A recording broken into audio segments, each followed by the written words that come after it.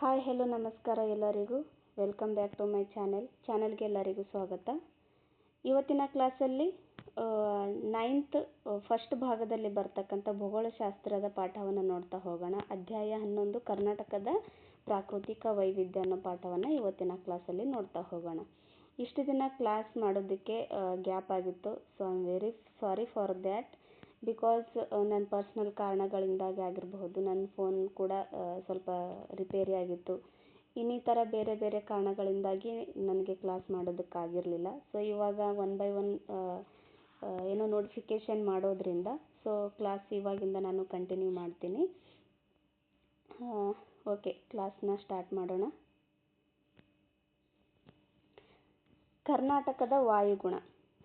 ಕರ್ನಾಟಕದಲ್ಲಿ ಉಷ್ಣವಲಯದ ಮಾನ್ಸೂನ್ ವಾಯುಗುಣವಿದೆ. ನೋಡಿ, ಹಿಂದೆ ಇದ್ರ ಬಗ್ಗೆ ಒಂದು ಎಕ್ಸಾಮಲ್ಲಿ ಇದು ಒಂದು ಕ್ವಶನ್ ಕೇಳಿದರು ಎಕ್ಸಾಮಲ್ಲಿ. ಏನಂತ, ಕರ್ನಾಟಕದಲ್ಲಿ ಯಾವ ಪ್ರಕಾರದ ವಾಯುಗುಣವಿದೆ ಅಂತ. ಕರ್ನಾಟಕದಲ್ಲಿ ಉಷ್ಣವಲಯದ ಮಾನ್ಸೂನ್ ವಾಯುಗುಣ ಇರೋದು ಕಂಡುಬರುತ್ತೆ. ಹಾಗೆಯೇ ನೆಕ್ಸ್ಟ್ ಒಂದು ನಿಮಿಷ, ಇದು ಸ್ವಲ್ಪ ದಪ್ಪ ಆಯಿತು. ಓಕೆ, ಕರ್ನಾಟಕದಲ್ಲಿ ಯಾವ ಪ್ರಕಾರದ ವಾಯುಗುಣವಿದೆ? ಉಷ್ಣವಲಯದ ಮಾನ್ಸೂನ್ ವಾಯುಗುಣ. ನೋಡಿ, ಇದು ಎಕ್ಸಾಮ್ ಪರ್ಸ್ಪೆಕ್ಟಿವ್ ನೋಡಿದರೆ ತುಂಬಾ ಇಂಪಾರ್ಟೆಂಟ್. TETಗೆ ಆಗಿರ್ಬೋದು, GPSTRಗೆ ಆಗಿರ್ಬೋದು, ಅಥವಾ HSTRಗೂ ಕೂಡ ಕೇಳ್ತಾರೆ ಈ ರೀತಿ ಕ್ವಶನ್ಸ್ನ. ಅತಿ ಶಾಖ ನೋಡಿ, ಈ ರೀತಿ ಕೇಳ್ತಾರೆ ಅಂತ ಅಂದ್ಬಿಟ್ಟು ನೀವು ಒನ್ಲೈನ್ ಮೆಥಡಲ್ಲಿ ಓದೋದಕ್ಕೆ ಹೋಗಲೇಬೇಡಿ. ಯಾಕಂದರೆ ಮೊನ್ನೆ PC ಎಕ್ಸಾಮ್ ನೋಡಿದ್ರಲ್ಲ ನೀವು, ಪ್ರತಿ ಒಂದು ಅಂದರೆ ಒಂದು ಕ್ವಶನ್ ಪೇಪರಲ್ಲಿ ಮಿನಿಮಮ್ 10 to 15 ಅಷ್ಟೇ ಒನ್ ವರ್ಡ್ ಅಂದರೆ ಒನ್ ಲೈನ್ ಇದು ಇರ್ಬೋದು, ಒನ್ ಲೈನ್ ಕ್ವಶನ್ನು. ಮಿಕ್ಕಿದ್ದೆಲ್ಲ ಕ್ವಶನ್ಸು ಹೇಳಿಕೆ ರೂಪದಲ್ಲೇ ಇರ್ತವೆ. ಸೊ ಹಾಗಾಗಿ ನೀವು ಹೇಳಿಕೆ ರೂಪದಲ್ಲೇ ಈ ಕ್ವಶನ್ಸ್ನ ನೋಡ್ತಾ ಹೋಗಬೇಕು. ಓಕೆ, ಉಷ್ಣವಲಯದ ಮಾನ್ಸೂನ್ ವಾಯುಗುಣವಿದೆ ಹೇಳಿಕೆ ರೂಪದಲ್ಲಿ ಕೊಟ್ಬಿಟ್ಟು ಇದು ಒಂದು ಪಾಯಿಂಟ್ ಕೊಡಬಹುದು, ಇಲ್ಲ ಡೈರೆಕ್ಟಾಗಿ ಇದೇ ಥರನೇ ಕೇಳಬಹುದು. ಅತಿ ಶಾಖ ಮತ್ತು ತೇವಾಂಶವುಳ್ಳ ಬೇಸಿಗೆ ಹಾಗೂ ತಂಪಾದ ಮತ್ತು ಶುಷ್ಕ ಚಳಿಗಾಲ ಈ ವಾಯುಗುಣದ ಪ್ರಮುಖ ಲಕ್ಷಣ ಆಗಿದೆ. ನೋಡಿ, ಆವಾಗಲೇ ಹೇಳಿದ್ನಲ್ಲ ಹೇಳಿಕೆ ರೂಪದಲ್ಲಿ ಕೊಡ್ತಾರೆ ಅಂತ. ಉಷ್ಣವಲಯದ ಮಾನ್ಸೂನ್ ವಾಯುಗುಣದ ಲಕ್ಷಣ ಕೊಟ್ಬಿಟ್ಟು ಅದರಲ್ಲಿ ಇದು ಒಂದು ಪಾಯಿಂಟ್ ಕೊಡಬಹುದು. ಉಷ್ಣವಲಯದ ಮಾನ್ಸೂನ್ ವಾಯುಗುಣದ ಲಕ್ಷಣ ಯಾವ ರೀತಿಯಾಗಿರುತ್ತೆ? ಅತಿ ಶಾಖ ಮತ್ತು ತೇವಾಂಶವುಳ್ಳ ಬೇಸಿಗೆಯಲ್ಲಿ ಅತಿ ಶಾಖನೂ ಇರುತ್ತೆ, ತೇವಾಂಶವುಳ್ಳ ಬೇಸಿಗೆ ಕೂಡ ಇರುತ್ತೆ. ಹಾಗೆ ಚಳಿಗಾಲ ಅಂತ ಬಂದಾಗ ತಂಪಾಗಿ ಇರಬಹುದು, ಹಾಗೆ ಶುಷ್ಕ ಚಳಿಗಾಲನೂ ಕೂಡ ಇರಬಹುದು. ಇದೇನು ಈ ಉಷ್ಣವಲಯದ ಮಾನ್ಸೂನ್ ವಾಯುಗುಣದ ಲಕ್ಷಣ ಆಗಿರುತ್ತೆ. ಕರ್ನಾಟಕದಲ್ಲಿ ಯಾವ ಪ್ರಕಾರದ ವಾಯುಗುಣ ಕಂಡುಬರುತ್ತೆ ಅಂತ ಕೇಳಿದಾಗ ಇದು ಉಷ್ಣವಲಯದ ಮಾನ್ಸೂನ್ ವಾಯುಗುಣ ಅನ್ನೋದು ಹೇಳಿರಬೇಕು. ಹಾಗೆ ಕರ್ನಾಟಕದಲ್ಲಿರ್ತಕ್ಕಂಥ ವಾಯುಗುಣದ ಲಕ್ಷಣಗಳು ಯಾವುವು ಅಂತ ಡೈರೆಕ್ಟಾಗಿ ಕೇಳಿದ್ರು ಕೂಡ ಇದು ನೆನಪಲ್ಲೇ ಇರಬೇಕು. ಏನು, ಬೇಸಿಗೆಯಲ್ಲಿ ಅತಿ ಶಾಖನೂ ಇರುತ್ತೆ, ಹಾಗೆ ತೇವಾಂಶಗಳ ಬೇಸಿಗೆನೂ ಇರುತ್ತೆ. ಚಳಿಗಾಲದಲ್ಲಿ ತಂಪಾಗಿ ಇರುತ್ತೆ, ಶುಷ್ಕ ಚಳಿಗಾಲನೂ ಕೂಡ ಇರುತ್ತೆ. ಆದರೂ ಕೂಡ ವಾಯುಗುಣದಲ್ಲಿ ವೈವಿಧ್ಯತೆ ಇದೆ. ಇದಕ್ಕೆ ಏನು ಕಾರಣ? ಇದಕ್ಕೆ ಭೌಗೋಳಿಕ ಸ್ಥಾನ ಆಗಿರಬಹುದು, ಸಮುದ್ರ ಸಾಮೀಪ್ಯ ಆಗಿರಬಹುದು, ಭೂಸ್ವರೂಪ ಆಗಿರಬಹುದು, ಸಸ್ಯವರ್ಗ ಹಾಗೂ ಮಾನ್ಸೂನ್ ಮಾರುತಗಳ ಪ್ರಭಾವವು ಮುಖ್ಯ ಕಾರಣವಾಗುತ್ತೆ. ನೋಡಿ, ಭೌಗೋಳಿಕ ಸ್ಥಾನ ಭಾರತದಲ್ಲೇ ಆಗಿರಬಹುದು, ಜಗತ್ತಿನಲ್ಲೇ ನಮ್ಮ ಕರ್ನಾಟಕ ಯಾವ ಸ್ಥಾನದಲ್ಲಿ ಬರುತ್ತೆ? ಭಾರತದಲ್ಲಿ ಅಂತ ಕೇಳಿದಾಗ ದಕ್ಷಿಣದಲ್ಲಿ ಬರುತ್ತೆ. ಓಕೆ, ಈ ಕರ್ನಾಟಕದ ಭೌಗೋಳಿಕ ಸ್ಥಾನ ಕೂಡ ಇದಕ್ಕೆ ಮ್ಯಾಟರ್ ಆಗುತ್ತೆ. ಹಾಗೆ ಸಮುದ್ರ ಸಾಮೀಪ್ಯ, ಸಮುದ್ರದಿಂದ ಎಷ್ಟು ಎತ್ತರದಲ್ಲಿ ನಮ್ಮ ಕರ್ನಾಟಕ ಇದೆ, ಇದು ಒಂದು. ಭೂಸ್ವರೂಪ, ಕರ್ನಾಟಕ ಯಾವ ಪ್ರಕಾರದ ಭೂಸ್ವರೂಪ ಹೊಂದಿದೆ, ಹಾಗೆ ಕರ್ನಾಟಕದಲ್ಲಿ ಯಾವ ಪ್ರಕಾರದ ಸಸ್ಯವರ್ಗಗಳು ಯಾವ ಥರ ಸಸ್ಯವರ್ಗಗಳಿದ್ದಾವೆ, ಹಾಗೆ ಮಾನ್ಸೂನ್ ಮಾರುತಗಳು ಯಾವ ಪ್ರಕಾರವಾಗಿ ನಮ್ಮ ಕರ್ನಾಟಕಕ್ಕೆ ಕೊಡುಗೆಯನ್ನು ಕೊಡ್ತವೆ ಅನ್ನೋದು ಇದಕ್ಕೆ ಮುಖ್ಯ ಕಾರಣ ಆಗುತ್ತೆ. ಯಾವುದಕ್ಕೆ ಮುಖ್ಯ ಕಾರಣ ಆಗುತ್ತೆ? ಇಲ್ಲಿದೆ ನೋಡಿ, ವಾಯುಗುಣದಲ್ಲಿ ವೈವಿಧ್ಯತೆ ಇದೆ. ಕರ್ನಾಟಕದ ವಾಯುಗುಣದಲ್ಲಿ ವೈವಿಧ್ಯತೆ ಇದೆಯಲ್ಲ, ಅದಕ್ಕೆ ಇವೆಲ್ಲ ಕಾರಣ ಆಗುತ್ತೆ. ಹೀಗಾಗಿ ವಾರ್ಷಿಕ ಉಷ್ಣಾಂಶ ಮತ್ತು ಮಳೆಯ ಹಂಚಿಕೆ ರಾಜ್ಯಾದ್ಯಂತ ಒಂದೇ ರೀತಿಯಾಗಿರೋದಿಲ್ಲ. ಸೊ ಆದ್ದರಿಂದಾಗಿ ವಾರ್ಷಿಕ ಉಷ್ಣಾಂಶ ಆಗಿರಬಹುದು ಅಥವಾ ಮಳೆಯ ಹಂಚಿಕೆಯ ಪ್ರಮಾಣ ಆಗಿರಬಹುದು, ರಾಜ್ಯದ ಎಲ್ಲ ಕಡೆನೂ ಒಂದೇ ರೀತಿಯಾಗಿರೋದಿಲ್ಲ. ನೋಡಿ, ಮಳೆ ನೆರಳಿನ ಪ್ರದೇಶಗಳಲ್ಲಿ ಕಡಿಮೆ ಮಳೆ ಆಗುತ್ತೆ. ನೋಡಿ, ಇದು ಒಂದು ಗುಡ್ಡ ಅಂತ ಇಟ್ಕೊಳ್ರಿ. ಓಕೆ, ಮಳೆ ಈ ಥರ ಬರುತ್ತೆ. ಈ ಭಾಗದಲ್ಲೆಲ್ಲ ಸ್ಥಳಗಳು ಪ್ರದೇಶಗಳು ಮಳೆಯನ್ನು ಪಡಿತವೆ. ಓಕೆ, ಮಳೆಯನ್ನು ಪಡಿತಾವೆ. ಈ ಭಾಗದಲ್ಲಿರ್ತಕ್ಕಂಥ ಪ್ರದೇಶಗಳು ಮಳೆಯನ್ನು ಪಡೆಯೋದಿಲ್ಲ. ಸೊ ಈ ಭಾಗದಲ್ಲಿರ್ತಕ್ಕಂಥ ಪ್ರದೇಶಗಳಿಗೆ ಮಳೆ ನೆರಳಿನ ಪ್ರದೇಶ ಅಂತ ಕರೀತಾರೆ. ಫಾರ್ ಎಕ್ಸಾಂಪಲ್ ರಾಯಚೂರು ಆಗಿರಬಹುದು, ಯಾದಗಿರಿ ಆಗಿರಬಹುದು, ಈ ಕಡೆ ಉತ್ತರ ಕರ್ನಾಟಕದ ಉತ್ತರ ಭಾಗ ಅಂತ ಅಂದ್ಕೊಂಡ್ಬಿಡಿ. ಈ ಕಡೆ ಬಿಜಾಪುರ ಆಗಿರ್ಬೋದು, ಇವೆಲ್ಲ ಏನು ಮಳೆ ನೆರಳಿನ ಪ್ರದೇಶಗಳಾಗಿರೋದ್ರಿಂದ ಈ ಭಾಗದಲ್ಲಿ ಮಳೆಯ ಹಂಚಿಕೆ ತುಂಬ ಕಡಿಮೆ ಇರುತ್ತೆ. ಈ ಭಾಗದಲ್ಲಿ ಕರಾವಳಿ ಪ್ರದೇಶ ಆಗಿರ್ಬೋದು, ಮಲೆನಾಡು ಪ್ರದೇಶಗಳಾಗಿರಬಹುದು, ಮಳೆ ತುಂಬಾ ಹೆಚ್ಚಾಗಿ ಮಳೆಯನ್ನು ಪಡಿತಾವೆ. ಓಕೆ, ನೆಕ್ಸ್ಟ್ ನೋಡೋಣ. ಓಕೆ, ನೆಕ್ಸ್ಟು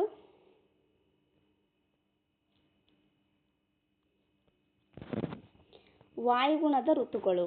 ವಾಯುಗುಣದಲ್ಲಿ 4 ಪ್ರಕಾರದ ಋತುಗಳಿರೋದು ಕಂಡುಬರುತ್ತೆ. ನೋಡಿ, ಭಾರತದಂತೆ ಕರ್ನಾಟಕದ ವಾರ್ಷಿಕ ವಾಯುಗುಣವನ್ನು 4 ಭಾಗಗಳಾಗಿ ವಿಂಗಡಿಸಲಾಗಿದೆ. ಫಸ್ಟ್ ಒನ್ ಬೇಸಿಗೆ ಕಾಲ. ನೋಡಿ, ಇದು ಹಿಂದೆ ಎಕ್ಸಾಮಲ್ಲಿ ಸಾಕಷ್ಟು ಸಾರಿ ಕೇಳಿದ್ದಾರೆ, ಮುಂದೇನು ಕೇಳಬಹುದು, ಹೇಳೋಕ್ಕಾಗಲ್ಲ. ಕೇಳಿದ್ರು ಕೇಳಬಹುದು, ಕೇಳದೇ ಇರಬಹುದು. ಯಾಕಂದರೆ ಈ ಮುಂದೆ ಬರ್ತಕ್ಕಂಥ ಕ್ವಶನ್ಸು ಯಾವ ಪ್ರಕಾರದಾಗಿರುತ್ತೆ ಅಂದರೆ ಸಿಂಪಲ್ಲಾಗಿ ಇರುತ್ತೆ ಅಂತ ನಾವು ಎಕ್ಸ್ಪೆಕ್ಟೇಷನ್ ಮಾಡ್ಕೊಳ್ಳೇಬಾರ್ದು. ಯಾಕಂದರೆ 100ಗೆ 200% ಕ್ವಶನ್ಸ್ ಎಲ್ಲ ಟಫಾಗೇ ಇರುತ್ತೆ. ಸೊ ಹಾಗಾಗಿ ನಾವು ಈಸಿಯಾಗಿ ಓದ್ಕೊಂಡು ಹೋಗಬಾರ್ದು. ಟಫಾಗಿ ಈ ಥರ ಬರುತ್ತೆ ಕ್ವಶನ್ಸ್ ಅಂತಲೇ ಅಂದ್ಕೊಂಡು ಓದ್ಕೊಂಡು ಹೋಗ್ಬೇಕು. ಆದರೂ ಕೂಡ ಇದೊಂದು ಮಾಹಿತಿ ನಮಗೆ ನೆನಪಲ್ಲಿ ಇರಬೇಕು. ಓಕೆ, ಬೇಸಿಗೆ ಕಾಲ ಎಷ್ಟಿಂದ ಎಲ್ಲಿ ಗಂಟ ಕಂಡು ಬರುತ್ತೆ? ಮಾರ್ಚಿಂದ ಮೇ ಗಂಟ ಬೇಸಿಗೆ ಕಾಲ ಇರುತ್ತೆ. ಹಾಗೆ ನೈಋತ್ಯ ಮಾನ್ಸೂನ್ ಮಾರುತಗಳ ಕಾಲ ಅಥವಾ ಮುಂಗಾರು ಮಳೆಗಾಲ, ಇದು ಜೂನ್ ಟು ಸೆಪ್ಟೆಂಬರ್ವರೆಗೂ ಕಂಡು ಬರುತ್ತೆ. ಜೂನಿಂದ ಸೆಪ್ಟೆಂಬರ್ವರೆಗೂ ಯಾವುದು? ಮುಂಗಾರು ಮಳೆಗಾಲ. ಓಕೆ, ಮುಂಗಾರು ಮಳೆಗಾಲ ಇದಕ್ಕೆ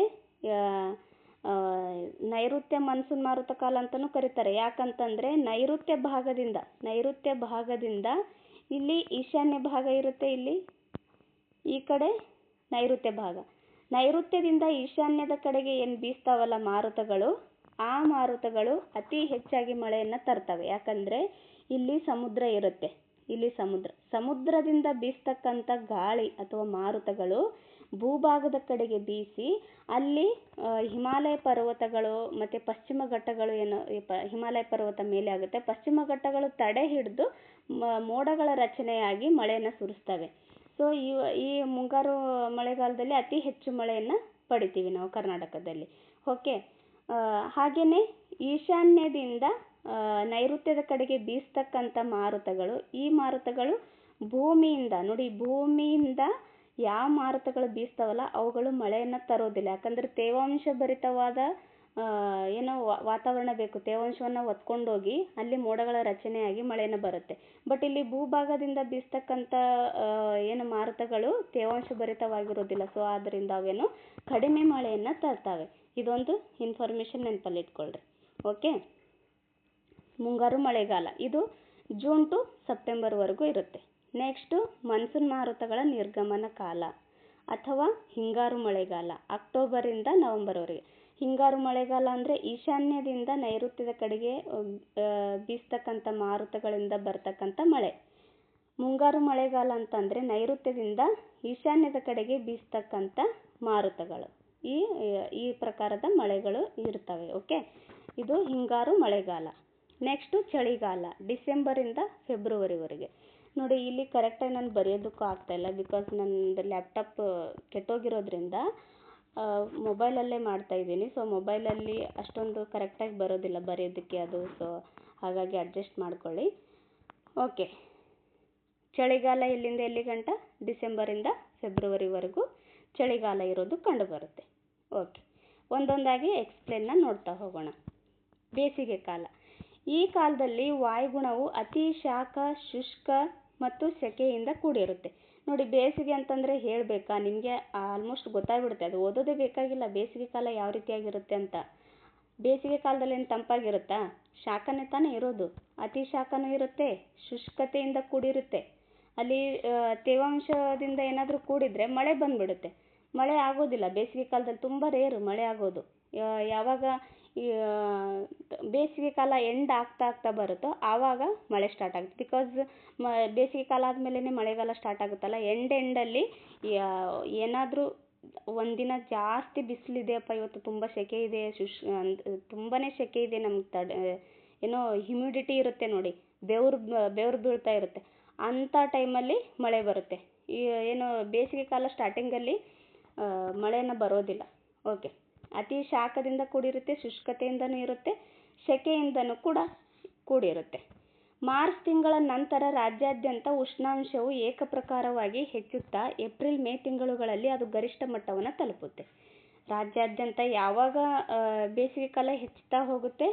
ಏಪ್ರಿಲ್ ಟು ಮೇ ತಿಂಗಳಲ್ಲಿ. ಏಪ್ರಿಲಿಂದ ಮೇ ತಿಂಗಳಲ್ಲಿ ಏನಾಗುತ್ತೆ, ಗರಿಷ್ಠ ಮಟ್ಟಕ್ಕೆ ಹೋಗ್ತಾ ಇರುತ್ತೆ. ನೋಡಿ, ರಾಯಚೂರಲ್ಲಿ 44 ಅಥವಾ 45 ಡಿಗ್ರಿ ತುಂಬ ಕಾಮನ್ ಆಗಿಬಿಟ್ಟಿದೆ ಇತ್ತೀಚೆಗಂತೂ. ಸೊ ಕರ್ನಾಟಕದಲ್ಲಿ ಅತಿ ಹೆಚ್ಚು ಇಲ್ಲಿ ಕೊಟ್ಟಿದ್ದಾರೆ ನೋಡಿ.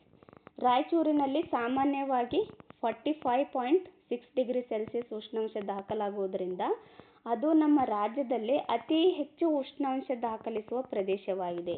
ನೋಡಿ, ಕರ್ನಾಟಕದಲ್ಲಿ ಅತಿ ಹೆಚ್ಚು ಉಷ್ಣಾಂಶ ಅಂತ ಕೇಳಿದಾಗ ರಾಯಚೂರು ಅನ್ನೋದು ನೆನಪಲ್ಲಿ ಇರಲಿ. ಓಕೆ. ಹಾಗೆ ಭಾರತದಲ್ಲಿ ಅಂತ ಕೇಳಿದಾಗ ರಾಜಸ್ಥಾನದಲ್ಲಿ ಬರ್ತಕ್ಕಂಥ ಗಂಗಾನಗರ ಅನ್ನೋದು ನೆನಪಲ್ಲಿ ಇರಲಿ. ನಂಗೆ ಬರೆಯೋದಕ್ಕಾಗ್ತಾ ಇಲ್ಲ, ನೀವು ಹಾಗೇನೆ ಕೇಳಿಬಿಡಿ, ಇಲ್ಲ ಪಕ್ಕದಲ್ಲಿ ಒಂದಿಷ್ಟು ನೋಟ್ಸ್ ಮಾಡ್ಕೊಂಡ್ಬಿಡಿ. ಓಕೆ. ಭಾರತದಲ್ಲಿ ಅತಿ ಹೆಚ್ಚು ಉಷ್ಣಾಂಶ ದಾಖಲಿಸುವ ಪ್ರದೇಶ ಯಾವುದು?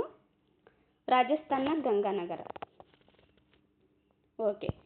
ಉತ್ತರ ಮೈದಾನದ ಇತರೆ ಜಿಲ್ಲೆಗಳಲ್ಲಿಯೂ ಉಷ್ಣಾಂಶ ಹೆಚ್ಚಾಗಿರುತ್ತದೆ. ಒಟ್ಟಿನಲ್ಲಿ ಈ ಅವಧಿಯಲ್ಲಿ ಇಡೀ ಕರ್ನಾಟಕವು ಅಧಿಕ ಶಾಖದಿಂದ ಕೂಡಿರುತ್ತೆ. ಬೇಸಿಗೆ ಟೈಮಲ್ಲಿ ಅದು ಏಪ್ರಿಲ್ ಮೇ ತಿಂಗಳುಗಳಲ್ಲಿ ಅತಿ ಶಾಖದಿಂದ ಕೂಡಿರುತ್ತೆ. ಉತ್ತರದ ಮೈದಾನದಲ್ಲಿ ಆರ್ದ್ರತೆಯ ಪ್ರಮಾಣ ದಕ್ಷಿಣದ ಮೈದಾನಕ್ಕಿಂತ ಕಡಿಮೆ ಇರುತ್ತೆ. ನೋಡಿ, ಉತ್ತರದ ಮೈದಾನದಲ್ಲಿ ಈ ಆರ್ದ್ರತೆಯ ಪ್ರಮಾಣ ಐತಲ್ಲ ನೋಡಿ, ಹೇಳಿಕೆ ರೂಪದಲ್ಲಿ ಕೊಡಬಹುದು. ತುಂಬಾ ಸೂಕ್ಷ್ಮವಾಗಿ ನೋಡ್ಕೋಬೇಕು ಈ ಒಂದು ಪಾಯಿಂಟ್ನ. ಉತ್ತರದ ಮೈದಾನದಲ್ಲಿ ಆರ್ದ್ರತೆ ಪ್ರಮಾಣ ದಕ್ಷಿಣದ ಮೈದಾನಕ್ಕಿಂತ ಕಡಿಮೆ ಇರುತ್ತೆ. ಹೆಚ್ಚಾಗಿ ಇರುತ್ತೆ ಅಂತಲೂ ಕೊಡಬಹುದು, ಇಲ್ಲ ಕಡಿಮೆ ಇರುತ್ತೆ ಅಂತಲೂ ಕೊಡಬಹುದು. ಕಡಿಮೆ ಇರುತ್ತೆ ಅಂತ ಕೊಟ್ಟಾಗ ಇದು ಕರೆಕ್ಟ್ ಆಗುತ್ತೆ ಆಪ್ಷನ್ನು. ಹೆಚ್ಚಿಗೆ ಇರುತ್ತೆ ಅಂತ ಕೊಟ್ಟಾಗ ಅದು ಆಪ್ಷನ್ ತಪ್ಪಾಗಿರುತ್ತೆ. ಓಕೆ. ಬೇಸಿಗೆ ಕಾಲದಲ್ಲಿ ಏನಾಗುತ್ತೆ, ಉತ್ತರದ ಮೈದಾನದಲ್ಲಿ ಆರ್ದ್ರತೆ ಪ್ರಮಾಣ ದಕ್ಷಿಣದ ಮೈದಾನಕ್ಕಿಂತ ಕಡಿಮೆ ಇರುತ್ತೆ. ಬೇಸಿಗೆಯಲ್ಲಿ ಅಧಿಕ ಬಾಷ್ಪೀಭವನದಿಂದ ಮಳೆ ಮೋಡಗಳು ನಿರ್ಮಾಣವಾಗಿ ಗುಡುಗು ಮಿಂಚು ಸಿಡಿಲುಗಳ ಅಬ್ಬರದೊಂದಿಗೆ ಪರಿಸರ ವಿಧದ ಮಳೆಯಾಗುವುದು.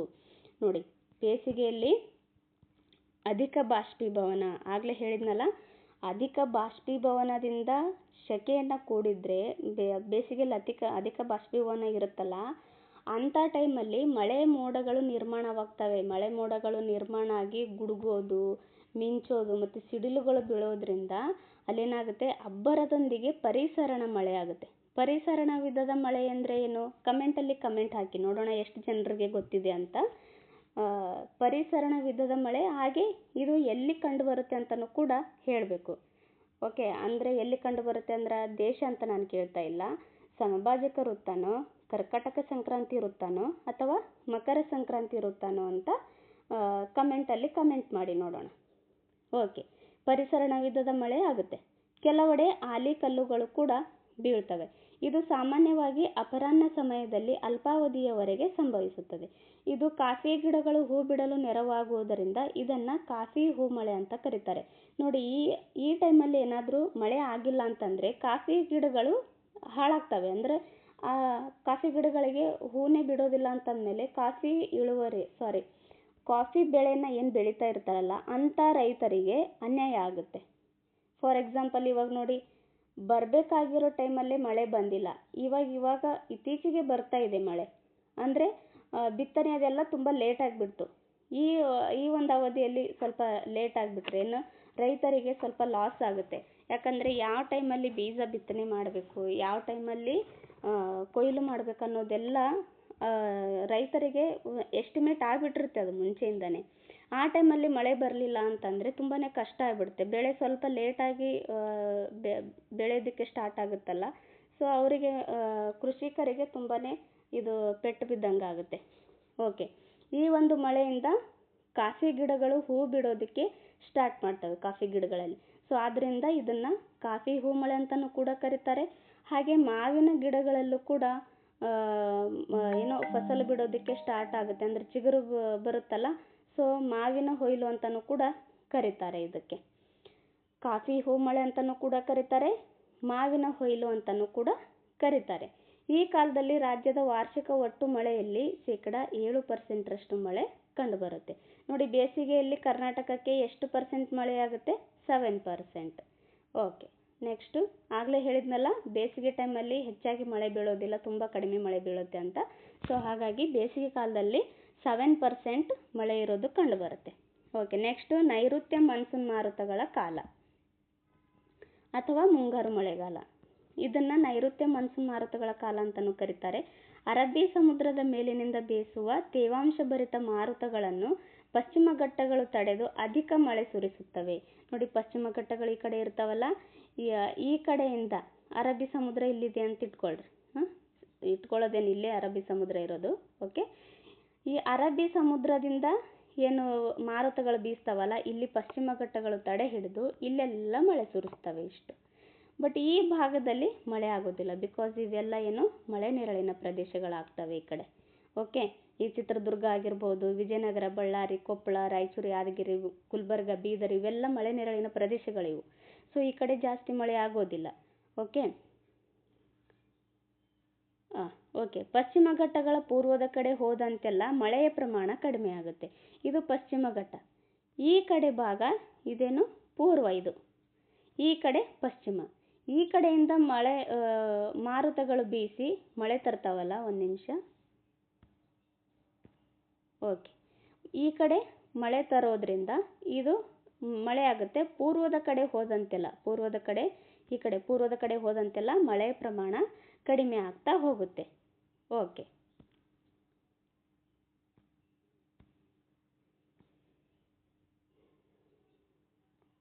ಹೀಗಾಗಿ ಪೂರ್ವದ ಮೈದಾನವು ಮಳೆ ನೆರಳಿನ ಪ್ರದೇಶವಾಗಿ ಪರಿಣಮಿಸುತ್ತದೆ. ಶಿವಮೊಗ್ಗ ಜಿಲ್ಲೆಯ ಆಗುಂಬೆ ಕರ್ನಾಟಕದಲ್ಲಿಯೇ ಅಧಿಕ ಮಳೆ ಬೀಳುವ ಸ್ಥಳವಾಗಿದೆ. ನೋಡಿ, ಕರ್ನಾಟಕದಲ್ಲೇ ಅತಿ ಹೆಚ್ಚು ಮಳೆ ಬೀಳುವ ಸ್ಥಳ ಯಾವುದು ಅಂತ ಹಿಂದೆ ಎಕ್ಸಾಮಲ್ಲಿ ಕೇಳಿದ್ದಾರೆ. ಸೊ ಇಂಪಾರ್ಟೆಂಟ್ ನೋಡಿ, ಇದು ಶಿವಮೊಗ್ಗ ಜಿಲ್ಲೆಯ ಆಗುಂಬೆ ಇದೇನು ಕರ್ನಾಟಕದಲ್ಲಿಯೇ ಅಧಿಕ ಮಳೆ ಪಡೆಯುವ ಸ್ಥಳ. ಇದನ್ನು ದಕ್ಷಿಣ ಭಾರತದ ಚಿರಾಪುಂಜಿ ಅಂತಲೂ ಕರೀತಾರೆ. ನೋಡಿ, ಇದು ಒಂದು ವರ್ಡ್ ಕೂಡ ತುಂಬಾ ಇಂಪಾರ್ಟೆಂಟ್ ನೋಡಿ. ದಕ್ಷಿಣ ಭಾರತದ ಚಿರಾಪುಂಜಿ ಯಾವುದು ಅಂತ ಕೇಳಿದಾಗ ಆಗುಂಬೆ ಅನ್ನೋದು ನೆನಪಲ್ಲಿರಲಿ. ಓಕೆ, ಭಾಗಮಂಡಲ ಮತ್ತು ಹುಲಿಕಲ್ಗಳು ಇತರ ಅಧಿಕ ಮಳೆ ಪಡೆಯುವ ಸ್ಥಳವಾಗಿವೆ. ಫಸ್ಟು ಆಗುಂಬೆ ಬರುತ್ತೆ, ಆಮೇಲೆ ಭಾಗಮಂಡಲ. ಓಕೆ, ಭಾಗಮಂಡಲ ಆಮೇಲೆ ಬರುತ್ತೆ ಸೆಕೆಂಡ್ ಪ್ಲೇಸಲ್ಲಿ. ಥರ್ಡ್ ಪ್ಲೇಸಲ್ಲಿ ಹುಲಿಕಲ್ ಬರುತ್ತೆ. ಓಕೆ, ಚಿತ್ರದುರ್ಗ ಜಿಲ್ಲೆಯ ಚಳ್ಳಕೆರೆ ತಾಲೂಕಿನ ನಾಯಕನಹಟ್ಟಿ ಕರ್ನಾಟಕದಲ್ಲಿಯೇ ಅತಿ ಕಡಿಮೆ ಮಳೆ ಬೀಳುವ ಸ್ಥಳವಾಗಿದೆ.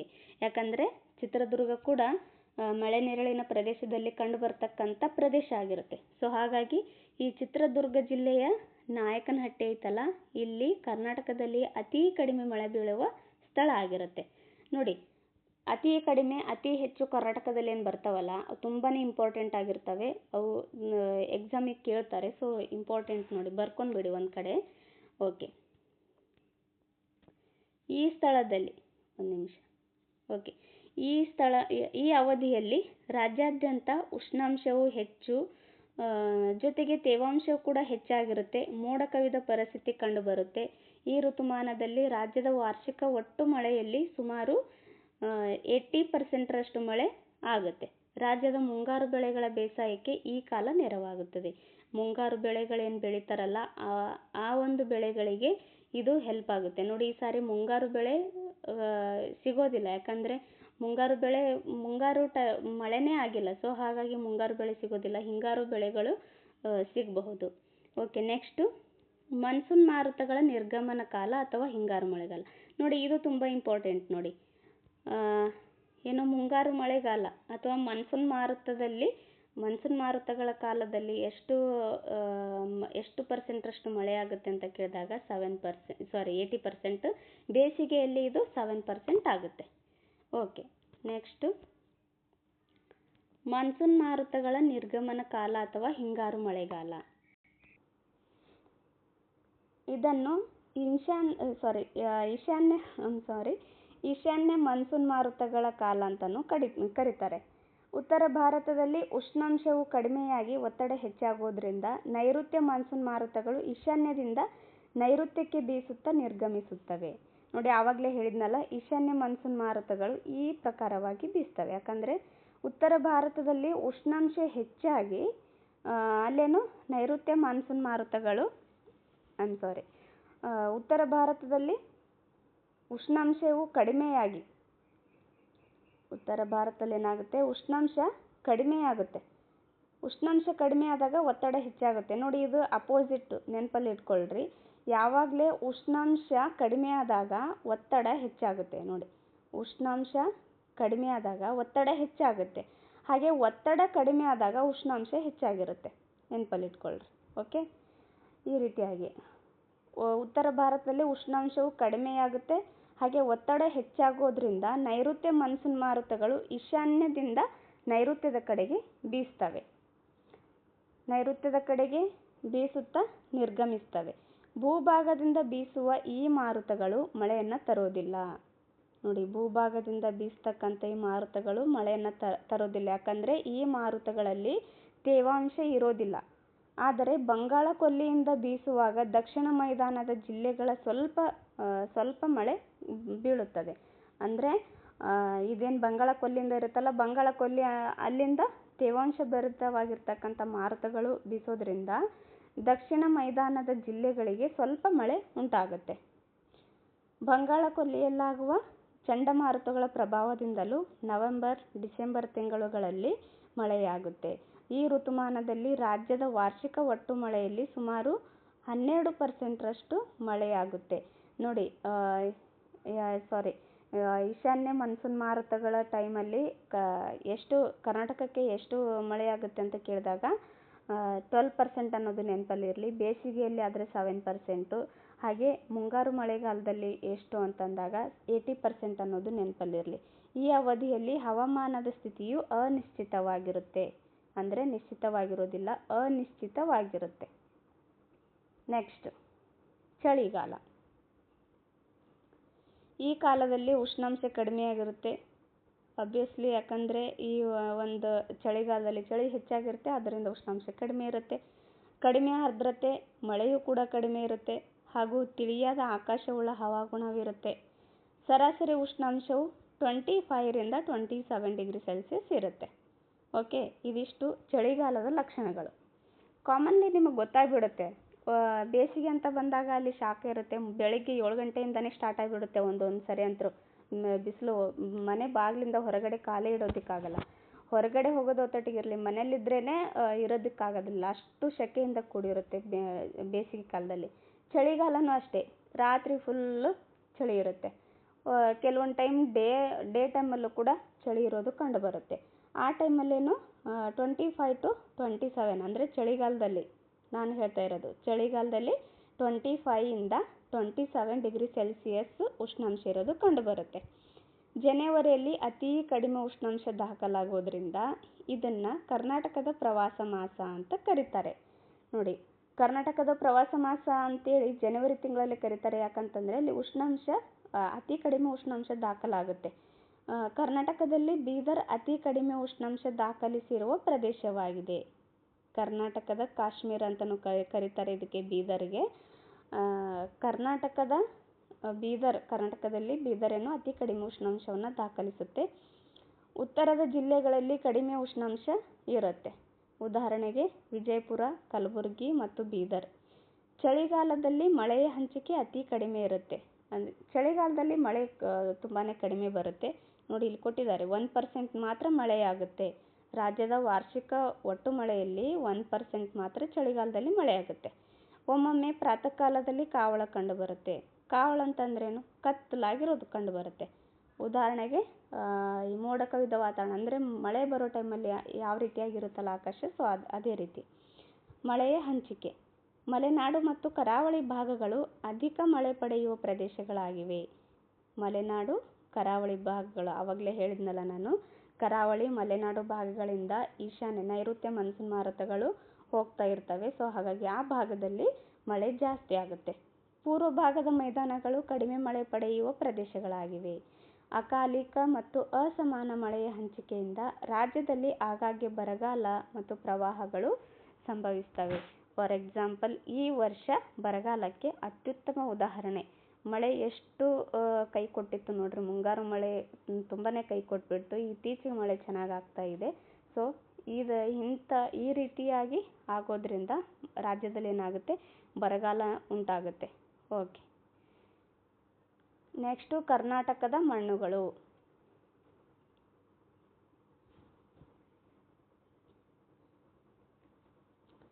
ಭೂಮಿಯ ಮೇಲಿನ ತೆಳುವಾದ ಪದರವೇ ಮಣ್ಣು.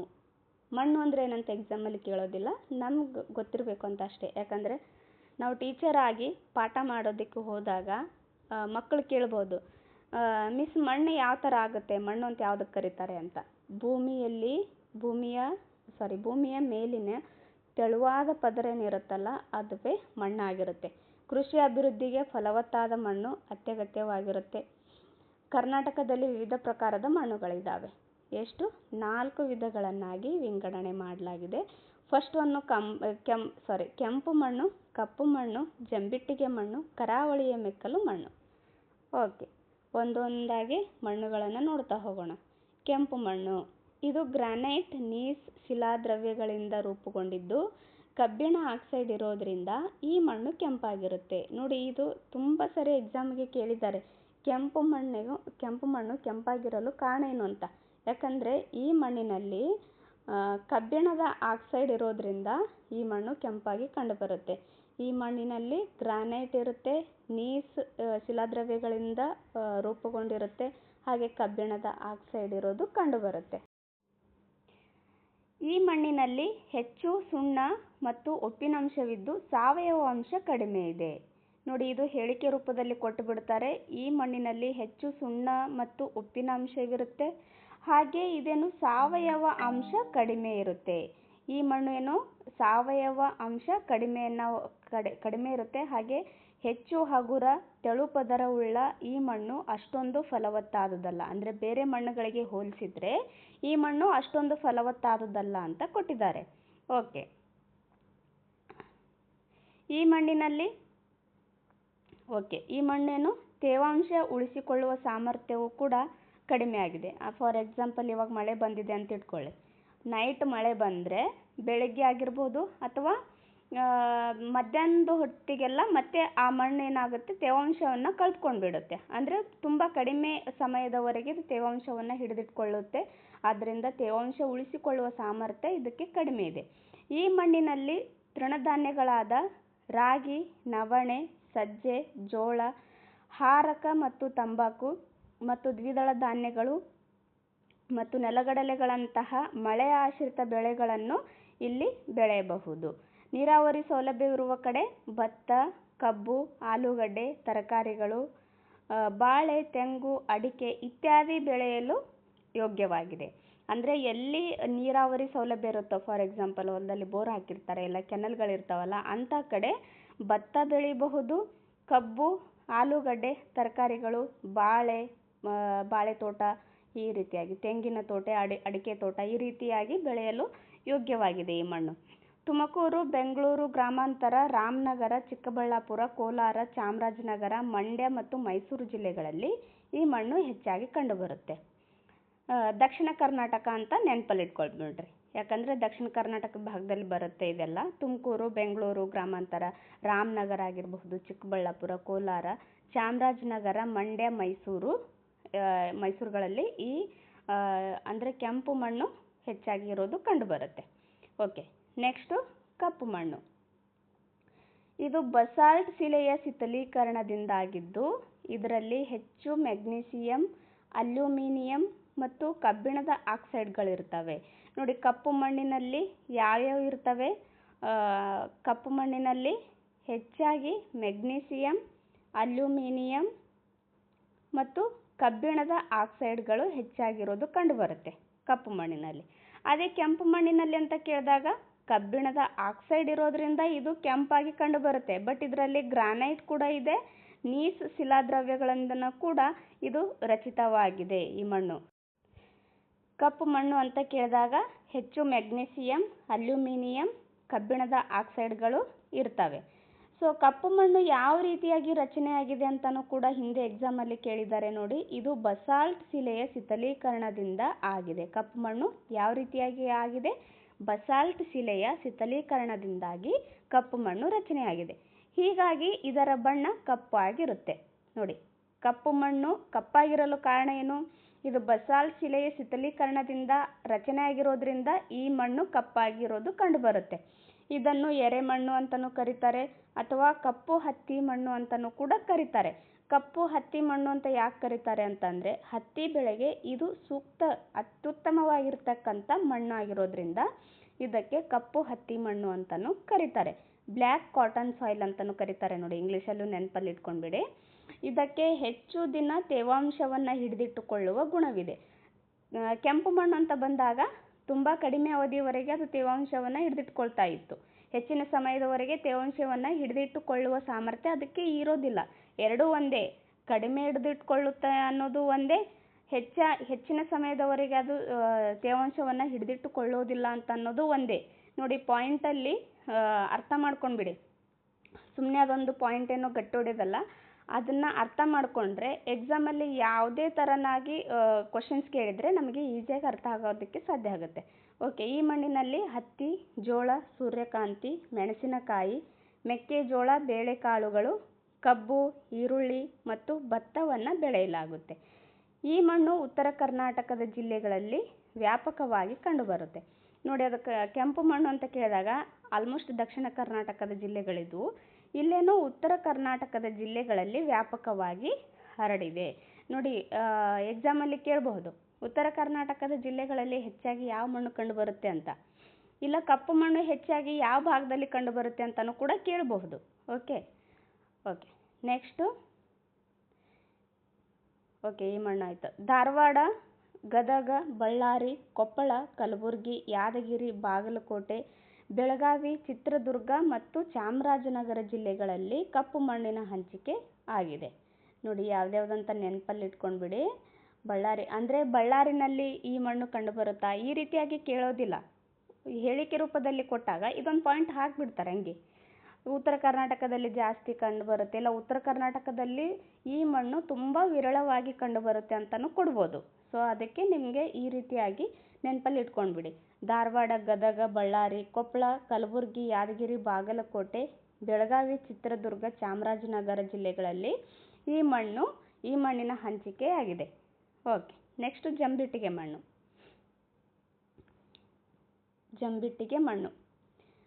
ಅಧಿಕ ಉಷ್ಣಾಂಶ ಮತ್ತು ಅಧಿಕ ಮಳೆ ಬೀಳುವ ಭಾಗಗಳಲ್ಲಿ ಈ ಮಣ್ಣು ಕಂಡುಬರುತ್ತದೆ. ನೋಡಿ, ಅಧಿಕ ಉಷ್ಣಾಂಶ ಮತ್ತು ಅಧಿಕ ಮಳೆ ಬೀಳುವ ಭಾಗಗಳಲ್ಲಿ ಈ ಜಂಬಿಟ್ಟಿಗೆ ಮಣ್ಣು ಕಂಡುಬರುತ್ತೆ. ಎಲ್ಲಿ ಉಷ್ಣಾಂಶ ಜಾಸ್ತಿ ಇರುತ್ತೋ ಅಲ್ಲಿ ಸರ್ವೇ ಸಾಮಾನ್ಯವಾಗಿ ಮಳೆ ಜಾಸ್ತಿ ಬೀಳುತ್ತೆ. ಓಕೆ, ಅಧಿಕ ಉಷ್ಣಾಂಶನೂ ಇರಬೇಕು ಮತ್ತು ಅಧಿಕ ಮಳೆ ಬೀಳುವ ಭಾಗಗಳಲ್ಲಿ ಜಂಬಿಟ್ಟಿಗೆ ಮಣ್ಣು ಇರೋದು ಕಂಡುಬರುತ್ತೆ. ನೀರಿನಲ್ಲಿ ಕರಗುವ ಸುಣ್ಣ ಮತ್ತು ಸಿಲಿಕೇಟ್ಗಳು ಮಳೆ ನೀರಿನಲ್ಲಿ ಕರಗಿ ತಳದ ಮಣ್ಣಿನ ಸ್ತರಗಳಿಗೆ ಸಾಗಿಸಲ್ಪಡುತ್ತವೆ. ಕರಗದಂತಹ ಕಬ್ಬಿಣ ಮತ್ತು ಅಲ್ಯೂಮಿನಿಯಂಗಳು ಮೇಲ್ಪದರದಲ್ಲಿ ಉಳಿಯುತ್ತದೆ. ನೋಡಿ, ಕಬ್ಬಿಣ ಮತ್ತು ಅಲ್ಯೂಮಿನಿಯಂಗಳು ಇವೇನು ನೀರಿನಲ್ಲಿ ಕರಗೋದಿಲ್ಲ. ಇಂತಹ ಅಂಶಗಳು ಮೇಲ್ಪದರದಲ್ಲಿ ಉಳಿತಾವಲ್ಲ, ಇದು ಮಳೆಗಾಲದಲ್ಲಿ ಮೃದುವಾಗಿ, ಬೇಸಿಗೆಯಲ್ಲಿ ಒಣಗಿ ಗಟ್ಟಿಯಾಗಿ ಲ್ಯಾಟ್ರೈಟ್ ಶಿಲೆಯಾಗುತ್ತದೆ. ನೋಡಿ, ಲ್ಯಾಟ್ರೈಟ್ ಶಿಲೆ ನೆನಪಲ್ಲಿ ಇಟ್ಕೊಳ್ರಿ. ಲ್ಯಾಟ್ರೈಟ್ ಶಿಲೆಯಾಗುತ್ತದೆ. ಅದನ್ನು ಕಟ್ಟಡಗಳ ನಿರ್ಮಾಣಕ್ಕೆ ಉಪಯೋಗಿಸಲಾಗುವುದು. ಈ ಮಣ್ಣಿನಲ್ಲಿ ಗೋಡಂಬಿ, ಕಾಫಿ, ಚಹಾ, ಏಲಕ್ಕಿ, ಮೆಣಸು, ರಬ್ಬರ್, ತೆಂಗು ಮುಂತಾದ ಬೆಳೆಗಳನ್ನು ಬೆಳೆಯಲಾಗುತ್ತದೆ. ನೋಡಿ, ಜಂಬಿಟ್ಟಿಗೆ ಮಣ್ಣು ಅಂದರೂ ಒಂದೇ, ಈ ಲ್ಯಾಟ್ರೈಟ್ ಮಣ್ಣು ಅಂತಂದರೂ ಒಂದೇ. ನೆನಪಲ್ಲಿ ಇಟ್ಕೊಂಡ್ಬೇಡಿ. Okay, next. ಈ ಮಣ್ಣಿನಲ್ಲಿ ಯಾವ್ಯಾವ ತರಹದ ಬೆಳೆಗಳನ್ನು ಬೆಳೆಯಲಾಗುತ್ತೆ ಅಂತ ಕೇಳಿದಾಗ ಗೋಡಂಬಿ, ಕಾಫಿ, ಚಹಾ, ಏಲಕ್ಕಿ, ಮೆಣಸು, ರಬ್ಬರ್, ತೆಂಗು ಮುಂತಾದ ಬೆಳೆಗಳನ್ನು ಬೆಳೀತಾರೆ. ಹಾಗೆ ಇದು ಎಲ್ಲಿ ಹೆಚ್ಚಾಗಿ ಕಂಡುಬರುತ್ತೆ? ಉತ್ತರ ಕನ್ನಡ, ಉಡುಪಿ, ದಕ್ಷಿಣ ಕನ್ನಡ, ಕೊಡಗು, ಚಿಕ್ಕಮಗಳೂರು, ಶಿವಮೊಗ್ಗ, ಬೆಳಗಾವಿ ಮುಂತಾದ ಜಿಲ್ಲೆಗಳಲ್ಲಿ ಹೆಚ್ಚಾಗಿ ಕಂಡುಬರುತ್ತೆ. ನೋಡಿ, ಈ ಭಾಗದಲ್ಲಿ ಯಾಕಂದರೆ ಇಲ್ಲಿ ಅಧಿಕ ಉಷ್ಣಾಂಶ ಇರುತ್ತೆ. ಈ ಭಾಗದಲ್ಲಿ ಅಧಿಕ ಉಷ್ಣಾಂಶ ಯಾಕಂದರೆ ಮಳೆ ಜಾಸ್ತಿ ಬರುತ್ತೆ. ಮಳೆ ಜಾಸ್ತಿ ಬರುತ್ತೆ ಅಧಿಕ ಉಷ್ಣಾಂಶ ಅಂದಾಗ ನಿಮ್ಗೆ ಥಟ್ ಅಂತ ನೆನಪಲ್ಲಿ ಬಂದುಬಿಡಬೇಕು ಕರಾವಳಿ ಪ್ರದೇಶ ಅಥವಾ ಮಲೆನಾಡು ಪ್ರದೇಶಗಳಲ್ಲಿ ಇಂತಹ ಮಣ್ಣು ಹೆಚ್ಚಾಗಿ ಕಂಡುಬರುತ್ತೆ. ಓಕೆ, ನೆಕ್ಸ್ಟು ಕರಾವಳಿಯ ಮೆಕ್ಕಲು ಮಣ್ಣು. ಕರಾವಳಿಯ ಮೆಕ್ಕಲು ಮಣ್ಣು ನದಿ ಸಮುದ್ರದ ಅಲೆಗಳಿಂದ ಸಾಗಿಸಲ್ಪಟ್ಟ ಮಣ್ಣು ಸಮುದ್ರ ತೀರದಲ್ಲಿ ಸಂಗ್ರಹವಾಗಿ ನಿರ್ಮಾಣವಾಗುತ್ತೆ. ನೋಡಿ ಯಾವ ಥರ ಇದು ನಿರ್ಮಾಣವಾಗುತ್ತೆ. ನದಿ ಸಮುದ್ರದ ಒಂದು ನಿಮಿಷ ನದಿ ಸಮುದ್ರದ ಅಲೆಗಳಿಂದ ಸಾಗಿಸಲ್ಪಟ್ಟ ಮಣ್ಣು ಸಮುದ್ರ ತೀರದಲ್ಲಿ ಸಂಗ್ರಹವಾಗಿ ನಿರ್ಮಾಣವಾಗುತ್ತೆ. ನದಿ ಸಂಚಯನದಿಂದ ಸಮುದ್ರದ ಅಲೆಗಳಿಂದ ಸಾಗಿಸಲ್ಪಟ್ಟ ಈ ಮಣ್ಣು ಸಮುದ್ರದ ತೀರದಲ್ಲಿ ಸಂಗ್ರಹವಾಗಿ ಕರಾವಳಿ ಮೆಕ್ಕಲು ಮಣ್ಣು ನಿರ್ಮಾಣವಾಗುತ್ತೆ. ಹೀಗಾಗಿ ರಾಜ್ಯದ ಕರಾವಳಿ ಜಿಲ್ಲೆಗಳಾದ ಉಡುಪಿ, ದಕ್ಷಿಣ ಕನ್ನಡ ಹಾಗೂ ಉತ್ತರ ಕನ್ನಡ ಜಿಲ್ಲೆಗಳಲ್ಲಿ ನೋಡಿ ಕರಾವಳಿ ಮೆಕ್ಕಲು ಮಣ್ಣು ಅದರಲ್ಲೇ ಇದೆ ಆನ್ಸರು. ಕರಾವಳಿ ಭಾಗದಲ್ಲಿ ಯಾವ್ಯಾವ ಜಿಲ್ಲೆಗಳು ಕಂಡು ಬರ್ತವೆ? ಉಡುಪಿ ಒಂದು, ದಕ್ಷಿಣ ಕನ್ನಡ, ಉತ್ತರ ಕನ್ನಡ ಈ ಜಿಲ್ಲೆಗಳಲ್ಲಿ ಈ ಮಣ್ಣು ಇರೋದು ಕಂಡುಬರುತ್ತೆ. ಇದರಲ್ಲಿ ಮರಳು ಮತ್ತು ಜೇಡಿ ಮಿಶ್ರಣವಾಗಿರುವುದರ ಜೊತೆಗೆ ಕೊಳೆತ ಜೈವಿಕಾಂಶಗಳು ಸಮೃದ್ಧವಾಗಿರುತ್ತವೆ. ನೋಡಿ ಪಾಯಿಂಟು ತುಂಬ ಚೆನ್ನಾಗಿ ನೆನಪಲ್ಲಿ ಇಟ್ಕೊಂಡ್ಬಿಡಿ. ಯಾಕಂದರೆ ಈ ಕರಾವಳಿ ಮೆಕ್ಕಲು ಮಣ್ಣಿನಲ್ಲಿ ಮರಳು ಮತ್ತು ಜೇಡಿ ಮಿಶ್ರಿತ ಮರಳು ಮತ್ತು ಜೇಡಿ ಮಿಶ್ರಿತ ಮಣ್ಣು ಮಿಶ್ರಣವಾಗಿರೋದ್ರಿಂದ ಮರಳು ಮತ್ತು ಜೇಡಿ ಮಿಶ್ರಣವಾಗಿರೋದರ ಜೊತೆಗೇನೆ ಇದೇನು ಕೊಳೆತ ಜೈವಿಕಾಂಶಗಳು ಸಮೃದ್ಧವಾಗಿರೋದು ಕಂಡುಬರುತ್ತೆ. ನೋಡಿ ಕೊಳೆತ ಜೈವಿಕಾಂಶ ಇದರಲ್ಲಿ ಸಮೃದ್ಧವಾಗಿರೋದಿಲ್ಲ ಅಥವಾ ಏನೋ ಮರಳು ಮತ್ತು ಜೇಡಿ ಮಿಶ್ರಣದಿಂದ ಈ ಮಣ್ಣು ಉಂಟಾಗಿದೆ ಈ ರೀತಿಯಾಗಿ ಕೊಡಬಹುದು ನಿಮಗೆ ಟ್ರ್ಯಾಪ್ ಮಾಡೋಕ್ಕೋಸ್ಕರ. ಆಗ ನೀವು ಯಾವುದೇ ಕಾರಣಕ್ಕೂ ಅಂತಹ ಒಂದು ಟ್ರ್ಯಾಪ್ಗೆ ಬಲಿ ಆಗಬಾರ್ದು. ಈ ಮಣ್ಣಿನಲ್ಲೇನೋ ಮರಳು ಮತ್ತು ಜೇಡಿ ಮಿಶ್ರಣವಾಗೋದರ ಜೊತೆಗೇನೆ ಕೊಳೆತ ಜೈವಿಕಾಂಶ ಇದು ಸಮೃದ್ಧವಾಗಿರುತ್ತೆ. ಸೊ ಆದ್ದರಿಂದ ಈ ಮಣ್ಣು ಏನೋ ಭತ್ತ, ಗೋಡಂಬಿ, ತೆಂಗು, ಅಡಿಕೆ, ಬಾಳೆ ಮುಂತಾದ ಬೆಳೆಗಳ ಸಾಗುವಳಿಗೆ ಇದು ಸೂಕ್ತವಾಗಿಲ್ಲ ಈ ಥರ ಕೊಡ್ತಾ ಇರ್ತಾರೆ. ಯಾಕಂದರೆ ಎಕ್ಸಾಮ್ ತುಂಬ ಕಾಂಪ್ಲಿಕೇಟೆಡ್ ಆಗ್ತಾ ಇದೆ. ಎಕ್ಸಾಮಲ್ಲಿರೋ ಕ್ವಶನ್ಸು ಓಕೆ ಕ್ವಶನ್ಸ್ ತುಂಬಾ ಕಾಂಪ್ಲಿಕೇಟೆಡ್ ಕೊಡ್ತಾ ಇದ್ದಾರೆ. ನೋಡಿ ಪ್ರತಿಯೊಬ್ಬರಿಗೂ ಗೌರ್ಮೆಂಟ್ ಜಾಬ್ ಎಷ್ಟು ಅವಶ್ಯಕತೆ ಅಂತ ಅವೇರ್ನೆಸ್ ಆಗಿಬಿಟ್ಟಿದೆ. ಪ್ರತಿಯೊಬ್ಬರು ಎದ್ದು ಬಿದ್ದು ಓದ್ತಾ ಇದ್ದಾರೆ. ನಾನು ಈ ಸಾರಿ ತಗೊಳ್ಳೇಬೇಕು, ಎಷ್ಟೇ ಪೋಸ್ಟ್ ಇರಲಿ ಈ ಸಾರಿ ನಂದೊಂದು ಪೋಸ್ಟ್ ಅದರಲ್ಲಿ ಇರಲೇಬೇಕು ಅಂತ ತುಂಬಾ ಶ್ರಮ ಪಡ್ತಾ ಇದ್ದಾರೆ. ಹಾಗೆಯೇ ಒಂದು 2-3 ವರ್ಷ ಚೆನ್ನಾಗಿ ಪೋಸ್ಟ್ ಕರೀದೇ ಇರೋದ್ರಿಂದ ಭಾಳಷ್ಟು ಜನ 3-4 ವರ್ಷದಿಂದ ಕಂಟಿನ್ಯೂಸ್ ಆಗಿ ಓದ್ತಾನೆ ಇದ್ದಾರೆ. ಅಂಥವರು ಬೇಗನೆ ಕ್ಲಿಯರ್ ಮಾಡ್ತಾರೆ ಎಕ್ಸಾಮ್. ಬಟ್ ಈಗೀಗ ಏನು ಸ್ಟಾರ್ಟ್ ಮಾಡಿರ್ತಾರಲ್ಲ, ಈ ಫ್ರೆಷರ್ಸ್ ಇರ್ತಾರೆ, PUC ಮುಗಿಸಿರ್ತಾರೆ, ಇಲ್ಲ ಡಿಗ್ರಿ ಮುಗಿಸಿರ್ತಾರೆ, ಅವರು ಕೂಡ ನಾನು ಕೂಡ ಎಕ್ಸಾಮ್ ಬರಿಬೋದಲ್ಲ ಅಂತ ಬರಿತಾ ಇರ್ತಾರಲ್ಲ, ಅಂಥವ್ರಿಗೆ ತುಂಬಾ ಕಷ್ಟ ಆಗುತ್ತೆ. ಸೊ ಹಾಗಾಗಿ ಇಂತಹ ಲೈನ್ಸ್ ಓದಬೇಕಾದ್ರೆ ಇಂತಹ ಲೈನ್ಸ್ ತುಂಬ ಚೆನ್ನಾಗಿ ಕ್ಲಿಯರ್ಫುಲ್ಲಾಗಿ ನೀವು ಅರ್ಥ ಮಾಡ್ಕೋಬೇಕಾಗತ್ತೆ. ಸೂಕ್ತವಾಗಿದೆ. ಕರಾವಳಿ ಮೆಕ್ಕಲು ಮಣ್ಣು ಏನು ಇದರಲ್ಲಿ ಕೊಳೆತ ಜೈವಿಕಾಂಶ ಸಮೃದ್ಧವಾಗಿರುತ್ತೆ. ಹಾಗೆ ಇತರ ಈ ಬೆಳೆಗಳನ್ನು ಭತ್ತ ಆಗಿರಬಹುದು, ಗೋಡಂಬಿ ಆಗಿರಬಹುದು, ಅಡಿಕೆ, ತೆಂಗು, ಬಾಳೆ ಮುಂತಾದ ಬೆಳೆಗಳನ್ನು ಬೆಳೆಯೋದಕ್ಕೆ ಈ ಮಣ್ಣು ತುಂಬಾ ಸೂಕ್ತವಾಗಿರುತ್ತೆ. ಓಕೆ, ನೆಕ್ಸ್ಟು ಸ್ವಾಭಾವಿಕ ಸಸ್ಯವರ್ಗ. ಪ್ರಕೃತಿದತ್ತವಾಗಿ ಬೆಳೆಯುವ ವಿವಿಧ ಸಸ್ಯ ಸಮುದಾಯವನ್ನು ಸ್ವಾಭಾವಿಕ ಸಸ್ಯವರ್ಗ ಅಂತ ಕರಿತೀವಿ. ಅಂದ್ರೆ ಪ್ರಕೃತಿದತ್ತವಾಗಿ ಬೆಳೆದಿರ್ತವೆ, ಅದೇನು ಬೆಳೆಸಬೇಕು ಅಂತ ಬೆಳೆಸಿರೋದಿಲ್ಲ. ಪ್ರಾಕೃತಿಕವಾಗಿ ಅವು ಬೆಳೆದಿರ್ತಕ್ಕಂಥ ವಿವಿಧ ಸಸ್ಯ ಸಮುದಾಯವನ್ನು ಸ್ವಾಭಾವಿಕ ಸಸ್ಯವರ್ಗ ಅಂತ ಕರೀತಾರೆ. ಕರ್ನಾಟಕವು ವೈವಿಧ್ಯಮಯವಾದ ಮತ್ತು ಸಮೃದ್ಧ ಸಸ್ಯ ಸಂಪನ್ಮೂಲಗಳನ್ನು ಹೊಂದಿದೆ. ಪರಿಸರ ಸಮತೋಲನ ಕಾಪಾಡುವುದರಲ್ಲಿ ಸಸ್ಯವರ್ಗವು ಪ್ರಮುಖ ಪಾತ್ರ ವಹಿಸುತ್ತದೆ. ನೋಡಿ, ಪರಿಸರ ಸಮತೋಲನ ಕಾಪಾಡುವುದರಲ್ಲಿ ಈ ಸಸ್ಯವರ್ಗ ಏನಾದಲ್ಲ ಪ್ರಮುಖ ಪಾತ್ರ ವಹಿಸುತ್ತೆ. ಸಸ್ಯವರ್ಗವು ಮರಮುಟ್ಟು ಕೈಗಾರಿಕೆಗಳಿಗೆ ಕಚ್ಚಾ ವಸ್ತು, ಉರುವಲು, ಗಿಡಮೂಲಿಕೆಗಳು, ಜೇನು, ಬಿದಿರು, ಭತ್ತ ಮುಂತಾದವುಗಳನ್ನು ಒದಗಿಸುತ್ತದೆ. ನೋಡಿ, ಸಸ್ಯವರ್ಗದಿಂದ ಎಷ್ಟೆಲ್ಲ ಉಪಯೋಗ ಇದೆ. ಈ ಮರಮುಟ್ಟು ಏನು ಇದಾಯ್ತಲ್ಲ, ಇದು ಕೈಗಾರಿಕೆಗಳಿಗೆ ಕಚ್ಚಾ ವಸ್ತು ಆಗುತ್ತೆ. ಆಮೇಲೆ ಉರುವಲು ಕಟ್ಟಿಗೆಗಳಾಗ್ತವೆ. ಫಾರ್ ಎಕ್ಸಾಂಪಲ್ ಅಲ್ಲಿ ಕಾಡಿನಲ್ಲಿ ಆಗಿರ್ಬೋದು ಅಥವಾ ಹಳ್ಳಿಗಳಲ್ಲಿ ಜಾಸ್ತಿ ಜನ ಈ ಗ್ಯಾಸ್ ಮೇಲೆ ಅಡುಗೆಯನ್ನು ಮಾಡೋದಿಲ್ಲ. ಬಹಳಷ್ಟು ಜನ ಸೌದೆ ಒಲೆ ಮೇಲೇ ಅಡುಗೆ ಮಾಡೋದು ಕಂಡುಬರುತ್ತೆ, ಅಂದರೆ ಹಳ್ಳಿಗಳಲ್ಲಿ. ಯಾಕಂದರೆ ಅಲ್ಲಿ ಏನು ಗ್ಯಾಸು ಸಿಟಿಯಿಂದ ದೂರ ಇರುತ್ತಲ್ಲ, ಸಿಟಿಗೆ ಹೋಗಿ ಗ್ಯಾಸ್ ತೊಗೊಂಡು ಬರಬೇಕು, ಸಿಲಿಂಡರ್ ತುಂಬ್ಕೊಂಡು ಬರಬೇಕು. ಅದೆಲ್ಲ ಕಷ್ಟದಿಂದ ಅವ್ರೇನು ಮಾಡ್ತಾರೆ ಆಮೇಲೆ ಅವರು ಮುಂಚೆಯಿಂದನೂ ಸೌದೆ ಒಲೆ ಮೇಲೇ ಅಡುಗೆ ಮಾಡಿ ರೂಢಿ ಇರುತ್ತಲ್ಲ, ಅಂಥವ್ರು ಏನು ಮಾಡ್ತಾರೆ, ಭಯ ಬೀಳ್ತಾರೆ ಗ್ಯಾಸ್ ಮೇಲೆ ಅಡುಗೆ ಮಾಡೋದಕ್ಕೆ. ಅಂಥವರಿಗೆಲ್ಲನೂ ಈ ಗಿಡಮರಗಳೇನೋ ಅವರಿಗೆ ಉರುವಲು ಕಟ್ಟಿಗೆಗಳಾಗಬಹುದು ಅಥವಾ ಗಿಡಮೂಲಿಕೆಗಳನ್ನು ತಯಾರು ಮಾಡೋದಕ್ಕೂ ಕೂಡ ಯೂಸ್ ಆಗುತ್ತೆ. ಅಂತಹ ಗಿಡಗಳಲ್ಲಿ ಜೇನು ಇಡ್ತಾವಲ್ಲ, ಆ ಜೇನುತುಪ್ಪನೂ ನಮಗೆ ಸಿಗುತ್ತೆ. ಹಾಗೆ ಬಿದಿರು ಮತ್ತು ಬೆತ್ತ ಮುಂತಾದವುಗಳು ನಮಗೆ ಒದಗಿಸ್ತವೆ. ಓಕೆ, ನೆಕ್ಸ್ಟು, ಈ ಕಾಡುಗಳು ಪ್ರಾಣಿ ಪಕ್ಷಿಗಳ ವಾಸಸ್ಥಾನವಾಗಿದ್ದು ಆನೆ, ಹುಲಿ, ಸಿಂಹ, ಚಿರತೆ, ಕಾಡುಕೋಣ, ಜಿಂಕೆ, ನವಿಲು ಮುಂತಾದ ಪ್ರಾಣಿ ಪಕ್ಷಿಗಳು ಕರ್ನಾಟಕದ ಅರಣ್ಯಗಳಲ್ಲಿ ವಾಸವಾಗಿದ್ದಾವೆ.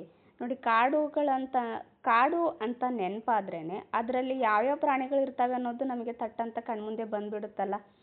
ಆನೆಗಳಿರ್ತವೆ, ಹುಲಿ ಇರ್ತವೆ, ಸಿಂಹ, ಚಿರತೆ, ಕಾಡುಕೋಣ, ಜಿಂಕೆ, ನವಿಲು. ನೋಡಿ, ಇವೆಲ್ಲ ಪ್ರಾಣಿ ಪಕ್ಷಿಗಳು.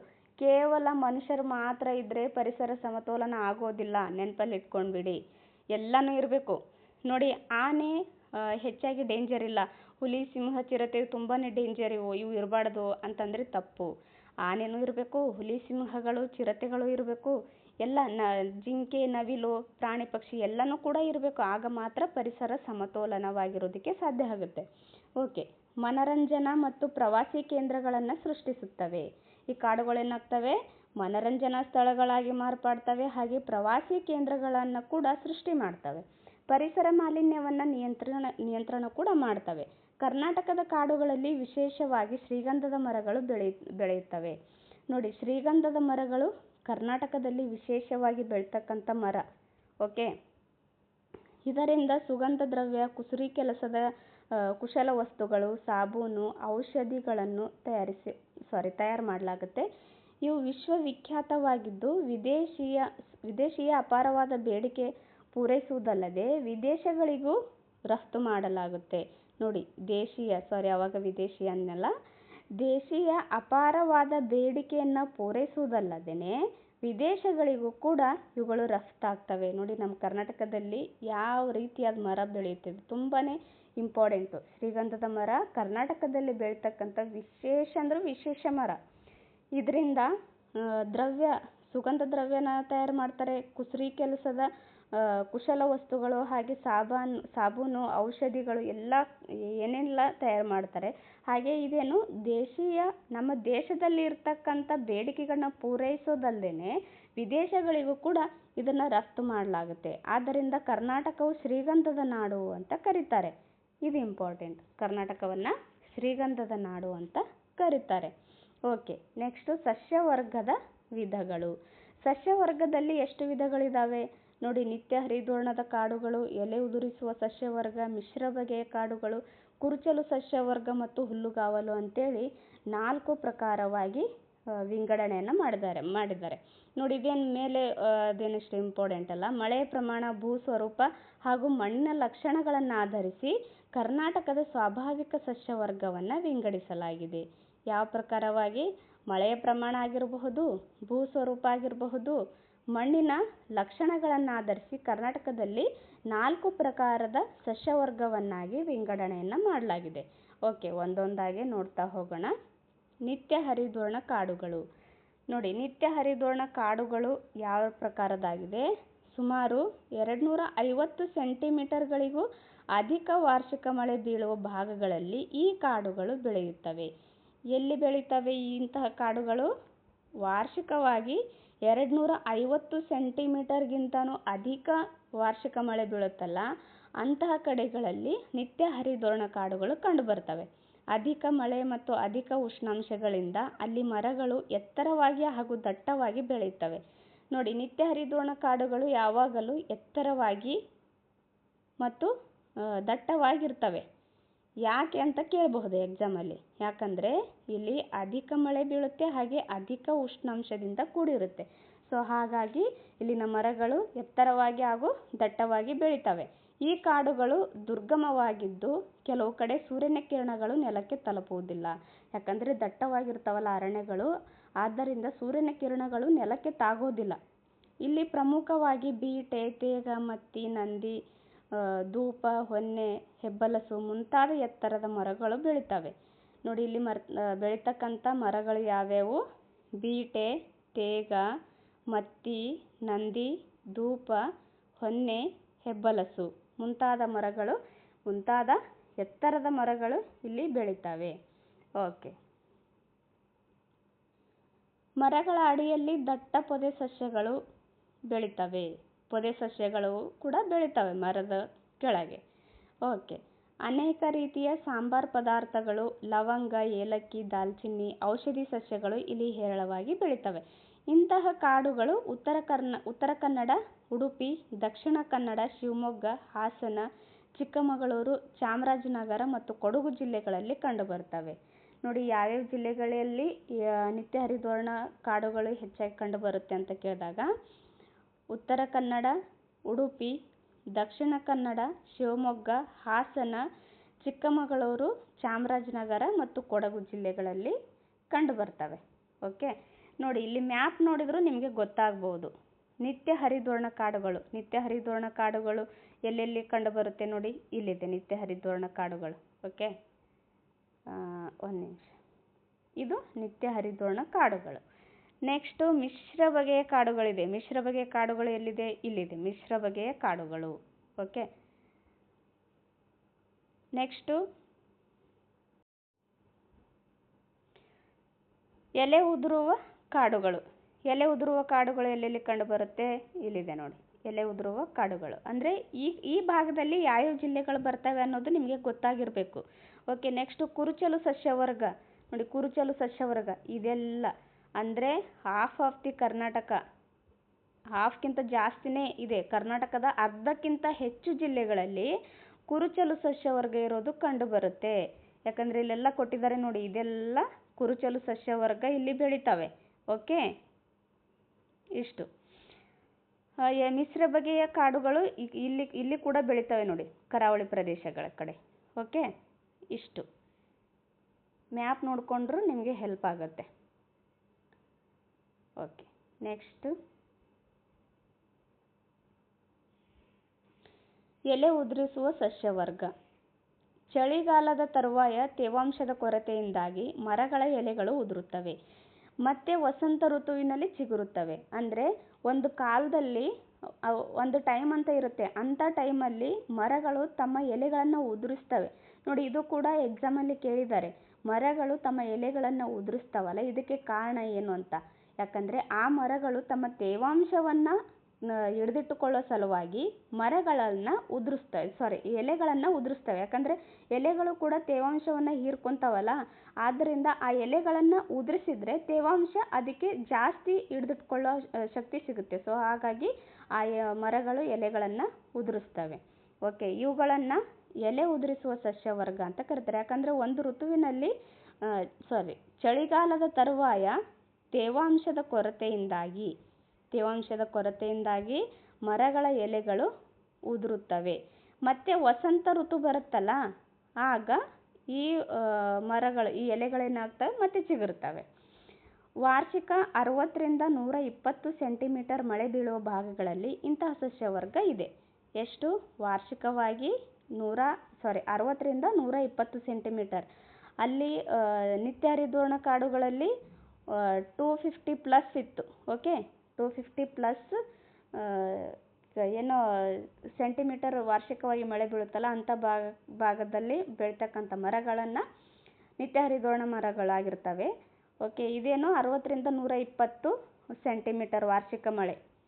ಇಂತಹ ಕಾಡುಗಳು ಚಿಕ್ಕಮಗಳೂರು, ಮೈಸೂರು, ಚಾಮರಾಜನಗರ, ಹಾಸನ ಜಿಲ್ಲೆಗಳ ಪೂರ್ವಭಾಗ, ತುಮಕೂರು, ಚಿಕ್ಕಬಳ್ಳಾಪುರ, ಕೋಲಾರದ ದಕ್ಷಿಣ ಭಾಗಗಳು, ಮಂಡ್ಯ, ರಾಮನಗರ ಮತ್ತು ಬೆಂಗಳೂರು ಗ್ರಾಮಾಂತರ ಜಿಲ್ಲೆಗಳಲ್ಲಿ ಕಂಡುಬರ್ತವೆ. ನೋಡಿ ಈ ಎಲ್ಲ ಜಿಲ್ಲೆಗಳು ನೆನಪಲ್ಲಿ ಇಟ್ಕೊಳ್ಳೋದು ಏನು ಅಷ್ಟೊಂದು ಅವಶ್ಯಕತೆ ಇಲ್ಲ, ಜಸ್ಟ್ ನಿಮ್ಗೆ ಗೊತ್ತಿರಬೇಕಷ್ಟೆ. ಹಾಗೆ ಇಲ್ಲಿ ಬೆಳೀತಕ್ಕಂಥ ಮರಗಳು ನೋಡಿ, ಈ ಮರಗಳು ತುಂಬಾ ಇಂಪಾರ್ಟೆಂಟ್, ನೆನಪಲ್ಲಿ ಇಟ್ಕೊಳ್ರಿ. ಯಾಕಂದರೆ ಇದು ಕೊಟ್ಬಿಟ್ಟು ಇದು ಯಾವ ಪ್ರಕಾರದ ಮರವಾಗಿದೆ, ಯಾವ ಒಂದು ಅಂದರೆ ನಿತ್ಯ ಹರಿದ್ವರ್ಣನ ಅಥವಾ ಎಲೆ ಉದುರಿಸುವ ಮರನ ಈ ಥರ ಕೇಳ್ತಾ ಇರ್ತಾರೆ ಎಕ್ಸಾಮಲ್ಲಿ. ಸೊ ಇದು GPSTRಗಂತೂ ತುಂಬಾ ಫೇವ್ರೇಬಲ್ ಕ್ವಶನ್ ಇದು. ಪ್ರತಿ ವರ್ಷ ಒಂದಲ್ಲ ಒಂದು ರೀತಿಯಲ್ಲಿ ಈ ಥರ ಕ್ವಶನ್ ಇಟ್ಟೇ ಇರ್ತಾರೆ. TETನಲ್ಲಿ ಜಾಸ್ತಿ ಕೇಳ್ತಾಯಿದ್ರು. ಅಂದರೆ CETಗೆ ಅಷ್ಟೊಂದು ಕೇಳಲಿಕ್ಕಿಲ್ಲ, ಆದರೂ ನೆನಪಲ್ಲಿ ಇಟ್ಕೊಳ್ರಿ. ಓಕೆ. ತೇಗ, ಹೊನ್ನೆ, ಮತ್ತಿ, ಬೇವು, ಮಾವು, ಹಲಸು, ಮುತ್ತುಗ, ಬಾಗೆ, ಆಲ, ಶ್ರೀಗಂಧ ಮತ್ತು ಬಿದಿರು ಇಲ್ಲಿ ಬೆಳೆಯುವ ಪ್ರಮುಖ ಮರಗಳಾಗಿದ್ದಾವೆ. ನೋಡಿ, ಇಲ್ಲಿ ಬೆಳೀತಕ್ಕಂಥ ಮರಗಳು ಯಾವುವು ಅಂತ ಕೇಳಿದಾಗ, ಒಂದು ನಿಮಿಷ. ಓಕೆ, ಇಲ್ಲಿ ತೇಗ, ಹೊನ್ನೆ, ಮತ್ತಿ, ನಂದಿ ಬರಲ್ಲ. ನಂದಿ ಅಲ್ಲಿ ನಿತ್ಯ ಹರಿದ್ವರ್ಣ ಕಾಡುಗಳಲ್ಲಿ ಬರುತ್ತೆ. ತೇಗ, ಹೊನ್ನೆ, ಮತ್ತಿ, ಬೇವು, ಮಾವು, ಹಲಸು, ಮುತ್ತುಗ, ಬಾಗೆ, ಆಲ, ಶ್ರೀಗಂಧ ಮತ್ತು ಬಿದಿರು ಇಲ್ಲಿ ಬೆಳೀತಕ್ಕಂಥ ಪ್ರಮುಖ ಮರಗಳಾಗಿದ್ದಾವೆ. ಇವು ದಟ್ಟವಾಗಿ ಬೆಳೆಯೋದಿಲ್ಲ. ನಿತ್ಯ ಹರಿದ್ವರ್ಣ ಕಾಡುಗಳಲ್ಲಿ ದಟ್ಟವಾಗಿ ಬೆಳೀತಾವಲ್ಲ, ಬಟ್ ಇದು ಅಷ್ಟು ದಟ್ಟವಾಗಿ ಬೆಳೆಯೋದಿಲ್ಲ ಈ ಮರಗಳು. ಮಿಶ್ರ ಬಗೆಯ ಕಾಡುಗಳು. ನಿತ್ಯ ಹರಿದ್ವರ್ಣ ಮತ್ತು ಅಗಲ ಎಲೆಗಳನ್ನುಳ್ಳ ಎಲೆ ಉದುರಿಸುವ ಪ್ರಕಾರದ ಮರಗಳು ಬೆಳೆಯುವ ಸಸ್ಯವರ್ಗವೇ ಮಿಶ್ರ ಬಗೆಯ ಕಾಡುಗಳು. ನೋಡಿ, ಮಿಶ್ರ ಅಂತಂದ್ರೇನು? ಎರಡು ಸಮ್ಮಿಶ್ರ ಆಗಿರೋದು ಅಂತ ಅರ್ಥ ಆಗುತ್ತೆ. ಇಲ್ಲಿ ಕೊಟ್ಟಿದ್ದಾರೆ, ನಿತ್ಯ ಹರಿದ್ವರ್ಣ ಮತ್ತು ಅಗಲ ಎಲೆಗಳನ್ನುಳ್ಳ ಎಲೆ ಉದುರಿಸುವ ಪ್ರಕಾರದ ಮರಗಳು ಬೆಳೆಯುವ ಸಸ್ಯವರ್ಗವೇ ಮಿಶ್ರ ಬಗೆಯ ಕಾಡುಗಳು. ಇಲ್ಲಿ ವಾರ್ಷಿಕವಾಗಿ ಎಷ್ಟು ಮಳೆ ಬೀಳುತ್ತೆ? 120ರಿಂದ 150 ಸೆಂಟಿಮೀಟರ್ ಮಳೆ ಬೀಳುವ ಭಾಗಗಳಲ್ಲಿ ಇಂತಹ ಸಸ್ಯವರ್ಗಗಳು ಕಂಡುಬರುತ್ತವೆ. ನೋಡಿ, ನಿತ್ಯ ಹರಿದ್ವರ್ಣ ಅಂತ ಕೇಳಿದಾಗ 250 ಇಲ್ಲಿ ಬರೆಯೋದಕ್ಕೆ ಬರೋದಿಲ್ಲ. ಓಕೆ, 250 ಸೆಂಟಿಮೀಟರ್ ವಾರ್ಷಿಕ ಮಳೆ ಇರಬೇಕು. ಹಾಗೆ ಸೆಕೆಂಡ್ ಒನ್ ಯಾವುದಿತ್ತು? ಎಲೆ ಉದುರಿಸುವ ಮರಗಳಲ್ಲಿ 60ರಿಂದ 120 ಇತ್ತು. ಮಿಶ್ರ ಬಗೆಯ ಕಾಡುಗಳು ಎಲ್ಲಿ ಕಂಡುಬರ್ತವೆ? 120ರಿಂದ 150 ಸೆಂಟಿಮೀಟರ್ ಮಳೆ ಬೀಳುವ ಭಾಗಗಳಲ್ಲಿ ಈ ಪ್ರಕಾರದ ಸಸ್ಯವರ್ಗ ಇರೋದು ಕಂಡುಬರುತ್ತೆ. ಇಂತಹ ಕಾಡುಗಳು ಉಡುಪಿ, ದಕ್ಷಿಣ ಕನ್ನಡ, ಉತ್ತರ ಕನ್ನಡ ಜಿಲ್ಲೆಗಳ ಕೆಲವು ಭಾಗಗಳು, ಕೊಡಗಿನ ಪೂರ್ವ ಭಾಗ ಮತ್ತು ಚಿಕ್ಕಮಗಳೂರು, ಹಾಸನ ಮತ್ತು ಮೈಸೂರು ಜಿಲ್ಲೆಯ ಕೆಲವು ಭಾಗಗಳಲ್ಲಿ ಈ ಪ್ರಕಾರದ ಮರಗಳಿರೋದು ಕಂಡುಬರುತ್ತೆ. ತೇಗ, ಹೊನ್ನೆ, ಮತ್ತಿ, ನಂದಿ. ನೋಡಿ, ನಂದಿಯಲ್ಲಿ ನಿತ್ಯ ಹರಿದ್ವರ್ಣದಲ್ಲೂ ಇದೆ, ಎಲೆ ಉದುರಿಸುವ ಕಾಡಿನಲ್ಲಿ ಇಲ್ಲ, ಬಟ್ ಇಲ್ಲಿದೆ ಮಿಶ್ರ ಬಗೆಯ ಕಾಡಿನಲ್ಲಿ. ತೇಗ, ಹೊನ್ನೆ, ಮತ್ತಿ, ನಂದಿ, ದಿಂಡಗ, ಶ್ರೀಗಂಧ, ಹಲಸು ಮತ್ತು ಬಿದಿರು ಇಲ್ಲಿ ಬೆಳೆಯುವ ಪ್ರಮುಖ ಮರಗಳಾಗಿದ್ದಾವೆ. ನೋಡಿ, ಶ್ರೀಗಂಧ ಎಲೆ ಉದುರಿಸುವ ಮರಗಳಲ್ಲೂ ಕೂಡ ಕಂಡುಬರುತ್ತೆ, ನೆನಪಲ್ಲಿಡಿ. ಈ ಮರಗಳು ವಾಣಿಜ್ಯ ಮೌಲ್ಯವನ್ನು ಹೊಂದಿವೆ. ನೋಡಿ, ಮಿಶ್ರ ಬಗೆಯ ಕಾಡುಗಳಲ್ಲಿ ಬೆಳೀತಕ್ಕಂಥ ಮರಗಳು ವಾಣಿಜ್ಯ ಮೌಲ್ಯವನ್ನು ಹೊಂದಿರ್ತವೆ. ಅದರಲ್ಲೂ ತೇಗ ಆಗಿರ್ಬೋದು, ತೇಗ, ಮತ್ತಿ, ನಂದಿ, ಹೊನ್ನೆ, ದಿಂಡಗ, ಶ್ರೀಗಂಧ, ಹಲಸು, ಬಿದಿರು. ಓಕೆ, ನೆಕ್ಸ್ಟ್ ಕುರುಚಲು ಸಸ್ಯವರ್ಗ ಮತ್ತು ಹುಲ್ಲುಗಾವಲು. ಕುರುಚಲು ಸಸ್ಯವರ್ಗ ಮತ್ತು ಹುಲ್ಲುಗಾವಲು. ಕರ್ನಾಟಕದಲ್ಲಿ 60 ಸೆಂಟಿಮೀಟರ್ಗಿಂತನೂ ಕಡಿಮೆ ವಾರ್ಷಿಕ ಮಳೆ ಬೀಳುವ ಪ್ರದೇಶಗಳಲ್ಲಿ ಇಂತಹ ಸಸ್ಯವರ್ಗ ಹಂಚಿಕೆಯಾಗಿದೆ. ನೋಡಿ, ಇದೇನು ನಾನು ಒತ್ತಿ ಹೇಳ್ತಾ ಇದ್ದೀನಲ್ಲ, 60 ಸೆಂಟಿಮೀಟರು ಇಲ್ಲ 120 ಸೆಂಟಿಮೀಟರ್, 250 ಸೆಂಟಿಮೀಟರ್, ಇದು ತುಂಬಾ ಇಂಪಾರ್ಟೆಂಟ್. ಯಾಕಂದರೆ ಹಿಂದೆ ಎಕ್ಸಾಮಲ್ಲಿ ಕೇಳಿದ್ದಾರೆ. ಇವಾಗ ಡೈರೆಕ್ಟಾಗಿ ಏನು ಕೇಳೋದಿಲ್ಲ. ನಿತ್ಯ ಹರಿದ್ವರ್ಣ ಕಾಡುಗಳು 250 ಸೆಂಟಿಮೀಟರ್ ಏನು ವಾರ್ಷಿಕ ಮಳೆ ಬೀಳುತ್ತಲ್ಲ ಅಂತಹ ಪ್ರದೇಶಗಳಲ್ಲಿ ಬೆಳೀತಾವೆ, ಅಥವಾ ನಿತ್ಯ ಹರಿದ್ವರ್ಣ ಮರಗಳು ಎಷ್ಟು ಮಳೆ ಬೀಳೋ ಪ್ರದೇಶದಲ್ಲಿ ಬೆಳೀತವೆ ಈ ಥರ ಕೊಡೋದಿಲ್ಲ. ಹೇಳಿಕೆ ರೂಪದಲ್ಲಿ ಕೊಟ್ಟುಬಿಡ್ತಾರೆ. ಹೇಳಿಕೆ ರೂಪದಲ್ಲಿ ಯಾವ ಥರ? 60 ಸೆಂಟಿಮೀಟರ್ಗಿಂತ ಕಡಿಮೆ ವಾರ್ಷಿಕ ಮಳೆ ಬೀಳುವ ಪ್ರದೇಶಗಳಲ್ಲಿ ಕುರುಚಲು ಸಸ್ಯವರ್ಗ ಮತ್ತು ಹುಲ್ಲುಗಾವಲು ಬೆಳೀತವೆ. ಇಂತಹ ಸಸ್ಯವರ್ಗ ಇಲ್ಲಿ ಹಂಚಿಕೆಯಾಗಿದೆ. ಮಳೆಯ ಕೊರತೆ ಮತ್ತು ಒಣ ಹವೆಯಿಂದಾಗಿ ಕುರುಚಲು ಗಿಡ ಮತ್ತು ಮುಳ್ಳಿನ ಗಿಡಗಳು ಬೆಳೀತವೆ. ಇಲ್ಲಿ ಈ ಥರ ಕೊಡ್ಬೋದು. ಇಲ್ಲಿ ಮಳೆಯ ಕೊರತೆ ಕಂಡುಬರುತ್ತೆ, ಒಣ ಹವೆಯಿಂದ ಕೂಡಿರುತ್ತೆ, ಹಾಗೆ 60 ಸೆಂಟಿಮೀಟರ್ಗಿಂತನೂ ಕಡಿಮೆ ವಾರ್ಷಿಕ ಮಳೆ ಬೀಳುತ್ತೆ ಅಂತ ಈ ಥರ ಕೊಟ್ಬಿಟ್ಟು ಇಲ್ಲಿ ಯಾವ ಪ್ರಕಾರದ ಮರಗಳು ಬೆಳೀತವೆ, ಇಲ್ಲ ಯಾವ ಪ್ರಕಾರದ ಕಾಡುಗಳು ಇರೋದು ಕಂಡುಬರುತ್ತೆ ಅಂತ ಕೊಡ್ಬೋದು ಕೆಳಗಡೆ ಆಪ್ಷನಲ್ಲಿ. ಸೊ ಹಾಗಾಗಿ ಇಂಪಾರ್ಟೆಂಟ್ ನೋಡಿ. ಉದಾಹರಣೆಗೆ ಕಳ್ಳಿ, ಕತ್ತಾಳಿ, ಕರಿಜಾಲ, ಬೇಲ, ಈಚಲು, ಹಂಚಿ ಮತ್ತು ಕುಂತಿ ಹುಲ್ಲು ಇತ್ಯಾದಿ ಈ ಕುರುಚಲು ಸಸ್ಯವರ್ಗ ಮತ್ತು ಹುಲ್ಲುಗಾವಲುಗಳಲ್ಲಿ ಬೆಳೀತಕ್ಕಂಥ ಮರಗಳಾಗಿದ್ದಾವೆ. ನೋಡಿ, ಇದು ತುಂಬಾ ಈಸಿಯಾಗಿ ನೀವು ನೆನಪಲ್ಲಿ ಇಟ್ಕೋಬೋದು. ಯಾಕಂದರೆ ನಿತ್ಯ ಹರಿದ್ವರ್ಣ ಕಾಡುಗಳಾಗಿರಬಹುದು ಅಥವಾ ಎಲೆ ಉದುರಿಸುವ ಕಾಡುಗಳಾಗಿರ್ಬೋದು, ಮಿಶ್ರ ಬಗೆಯ ಕಾಡುಗಳಾಗಿರ್ಬೋದು, ಇವು ಮೂರು ಮರಗಳು ನೆನಪಲ್ಲಿ ಇಡೋದು ಕಷ್ಟ. ಬಟ್ ಇವು ತುಂಬ ಈಸಿಯಾಗಿ ನೆನಪಲ್ಲಿ ಇಡಬಹುದು. ಇಲ್ಲಿ ಯಾವ ಪ್ರಕಾರದ ಮರಗಳು ಬೆಳಿತವೆ? ಕಳ್ಳಿ, ಕತ್ತಾಳಿ, ಕರಿಜಾಲಿ, ಬೇಲ, ಈಚಲು ಮರ, ಹಂಚಿ ಮತ್ತು ಕುಂತಿ ಹುಲ್ಲು ಇತ್ಯಾದಿ ಇಲ್ಲಿ ಬೆಳಿತವೆ. ಅಲ್ಲಲ್ಲಿ ಆಲ, ಬೇವು, ಅರಳಿ, ಆಲದ ಮರ, ಆಲ ಅಂದ್ರೆ ಮತ್ತೆ ನೀವು ಕನ್ಫ್ಯೂಸ್ ಮಾಡ್ಕೋಬೇಡಿ. ಆಲದ ಮರ ಆಗಿರಬಹುದು, ಬೇವಿನ ಮರ, ಅರಳಿ ಮರ ಇಂಥವುಗಳು ಕೆಲವು ಅಲ್ಲಲ್ಲಿ ಕಂಡುಬರುತ್ತೆ. ಮುತ್ತುಗದಂತಹ ಮರಗಳು ಕೂಡ ಅಲ್ಲಲ್ಲಿರೋದು ಕಂಡುಬರುತ್ತೆ. ಇಂತಹ ಸಸ್ಯವರ್ಗವು ಬೀದರ್, ಕಲಬುರಗಿ, ಯಾದಗಿರಿ, ರಾಯಚೂರು, ಕೊಪ್ಪಳ, ವಿಜಯಪುರ, ಬಳ್ಳಾರಿ, ಚಿತ್ರದುರ್ಗ ಇತ್ಯಾದಿ ಜಿಲ್ಲೆಗಳಲ್ಲಿ ಹಂಚಿಕೆಯಾಗಿದೆ. ನೋಡಿ, ಹೆಚ್ ಕೆ ಭಾಗದ ಏನು ಇದಾವಲ್ಲ, ಆ ಹೆಚ್ ಕೆ ಭಾಗದ ಜಿಲ್ಲೆಗಳ ಜೊತೆ ಚಿತ್ರದುರ್ಗನೂ ಸೇರ್ಕೊಂಡಿದೆ ಇದರಲ್ಲಿ. ಓಕೆ, ಚಿತ್ರದುರ್ಗ ಒಂದು ಹೆಚ್ಚಿಗಿದೆ. ಬೀದರ್, ಕಲಬುರಗಿ, ಯಾದಗಿರಿ, ರಾಯಚೂರು, ಕೊಪ್ಪಳ, ವಿಜಯಪುರ, ಬಳ್ಳಾರಿ, ಚಿತ್ರದುರ್ಗ ಈ ಜಿಲ್ಲೆಗಳಲ್ಲಿ ಕುರುಚಲು ಸಸ್ಯವರ್ಗ ಮತ್ತು ಹುಲ್ಲುಗಾವಲು ಇರೋದು ಕಂಡುಬರುತ್ತೆ. ಓಕೆ, ನೆಕ್ಸ್ಟು ಕರಾವಳಿ ಅಂಚಿನಲ್ಲಿರುವ ನದಿ ಮುಖಜ ಭೂಮಿ, ಅಳಿವೆಗಳು ಹಾಗೂ ಮರಳು ದಂಡೆಗಳ ಭಾಗಗಳಲ್ಲಿ ಬಿಳಿಲುಗಳಿಂದ ಕೂಡಿರುವ ಸಸ್ಯಗಳಿವೆ. ಅವು ಉಪ್ಪು ನೀರಿನಲ್ಲಿ ಬೆಳೆಯುವ ವಿಶಿಷ್ಟವಾದ ಸಾಮರ್ಥ್ಯವನ್ನು ಹೊಂದಿವೆ. ನೋಡಿ, ಯಾವ ಸಸ್ಯವರ್ಗ? ಬಿಳಿಲುಗಳಿಂದ ಕೂಡಿರ್ತಕ್ಕಂಥ ಸಸ್ಯಗಳು. ಈ ಸಸ್ಯಗಳ ವಿಶಿಷ್ಟತೆ ಏನು?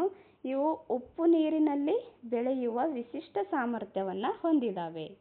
ಓಕೆ, ಇವೇನು? ಕರಾವಳಿ ಅಂಚಿನಲ್ಲಿರುವ ನದಿ ಮುಖಜ ಭೂಮಿ, ಅಳಿವೆಗಳು ಮತ್ತು ಮರಳು ದಂಡೆಗಳ ಭಾಗಗಳಲ್ಲಿ ಬೆಳಿತವೆ. ಇದನ್ನೇ ಮ್ಯಾಂಗ್ರೋವ್ ಸಸ್ಯಗಳು ಅಂತ ಕರೀತಾರೆ. ಓಕೆ, ಬಿಳಿಲುಗಳಿಂದ ಕೂಡಿರ್ತಕ್ಕಂಥ ಸಸ್ಯ.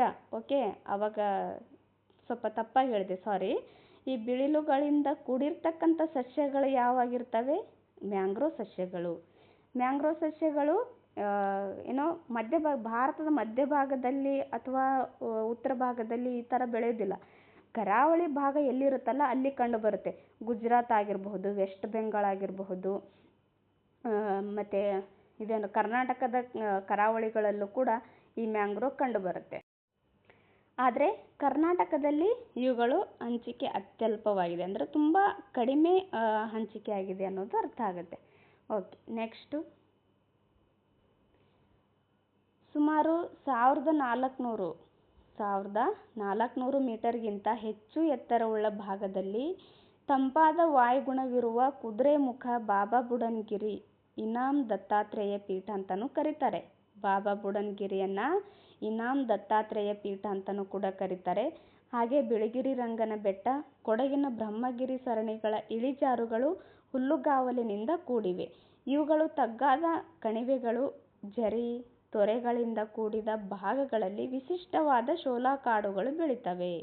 ನೋಡಿ, ಶೋಲಾ ಕಾಡುಗಳು ಇದು ಹಿಂದೆ ಎಕ್ಸಾಮಲ್ಲಿ ಕೇಳಿದ್ದಾರೆ. ತುಂಬಾ ಇಂಪಾರ್ಟೆಂಟ್.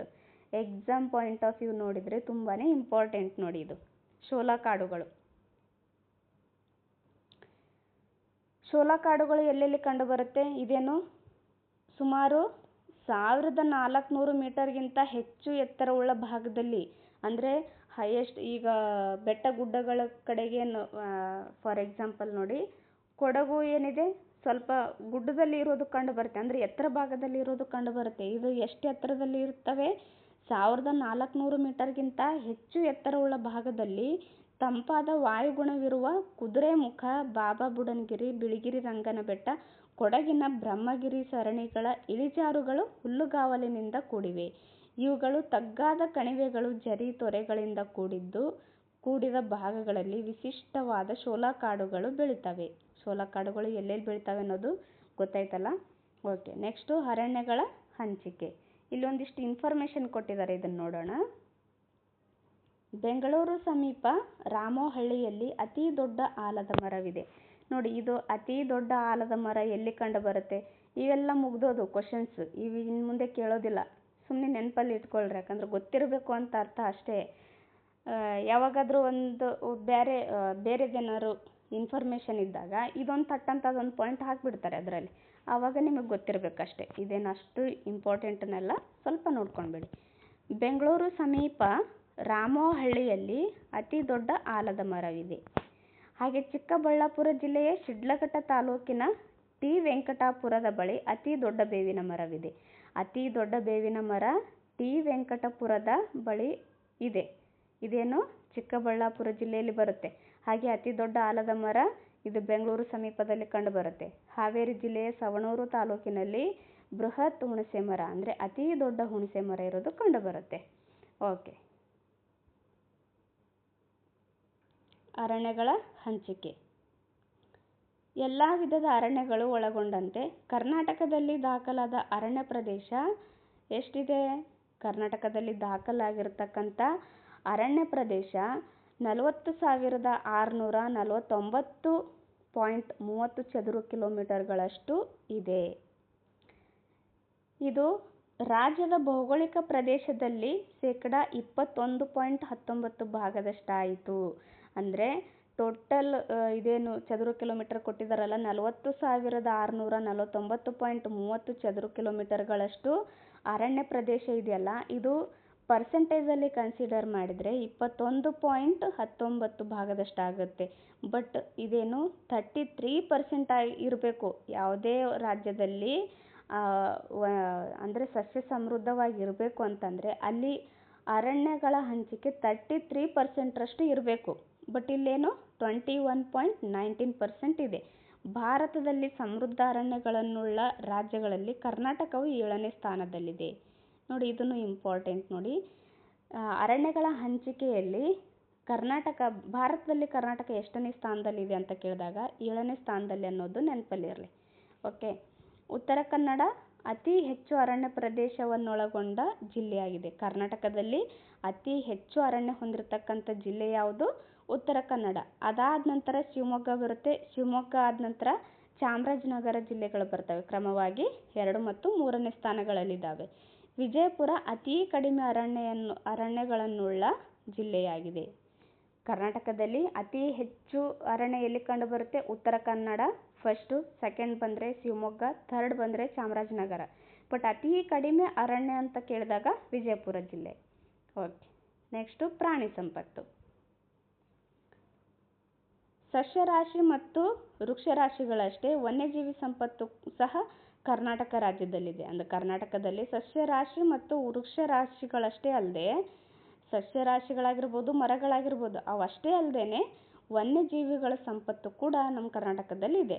ಇದಕ್ಕೆ ಸಮೃದ್ಧ ಅರಣ್ಯ ಕ್ಷೇತ್ರವೇ ಪ್ರಮುಖ ಕಾರಣ.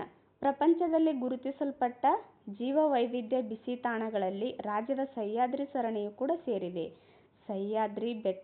ಸಹ್ಯಾದ್ರಿ ಸರಣಿಗಳು ಕೂಡ ಈ ಪ್ರಪಂಚದಲ್ಲಿ ಜೀವವೈವಿಧ್ಯ ಬಿಸಿ ತಾಣ ಹಾಟ್ಸ್ಪಾಟ್ಸ್ ಅಂತ ಇರ್ತವೆ.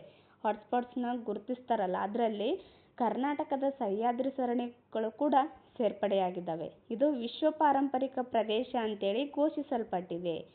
ಭಾರತದ ಒಟ್ಟು ಆನೆಗಳಲ್ಲಿ 25% ಮತ್ತು ಹುಲಿಗಳಲ್ಲಿ 18% ಭಾಗ ನಮ್ಮ ಕರ್ನಾಟಕದಲ್ಲಿದೆ.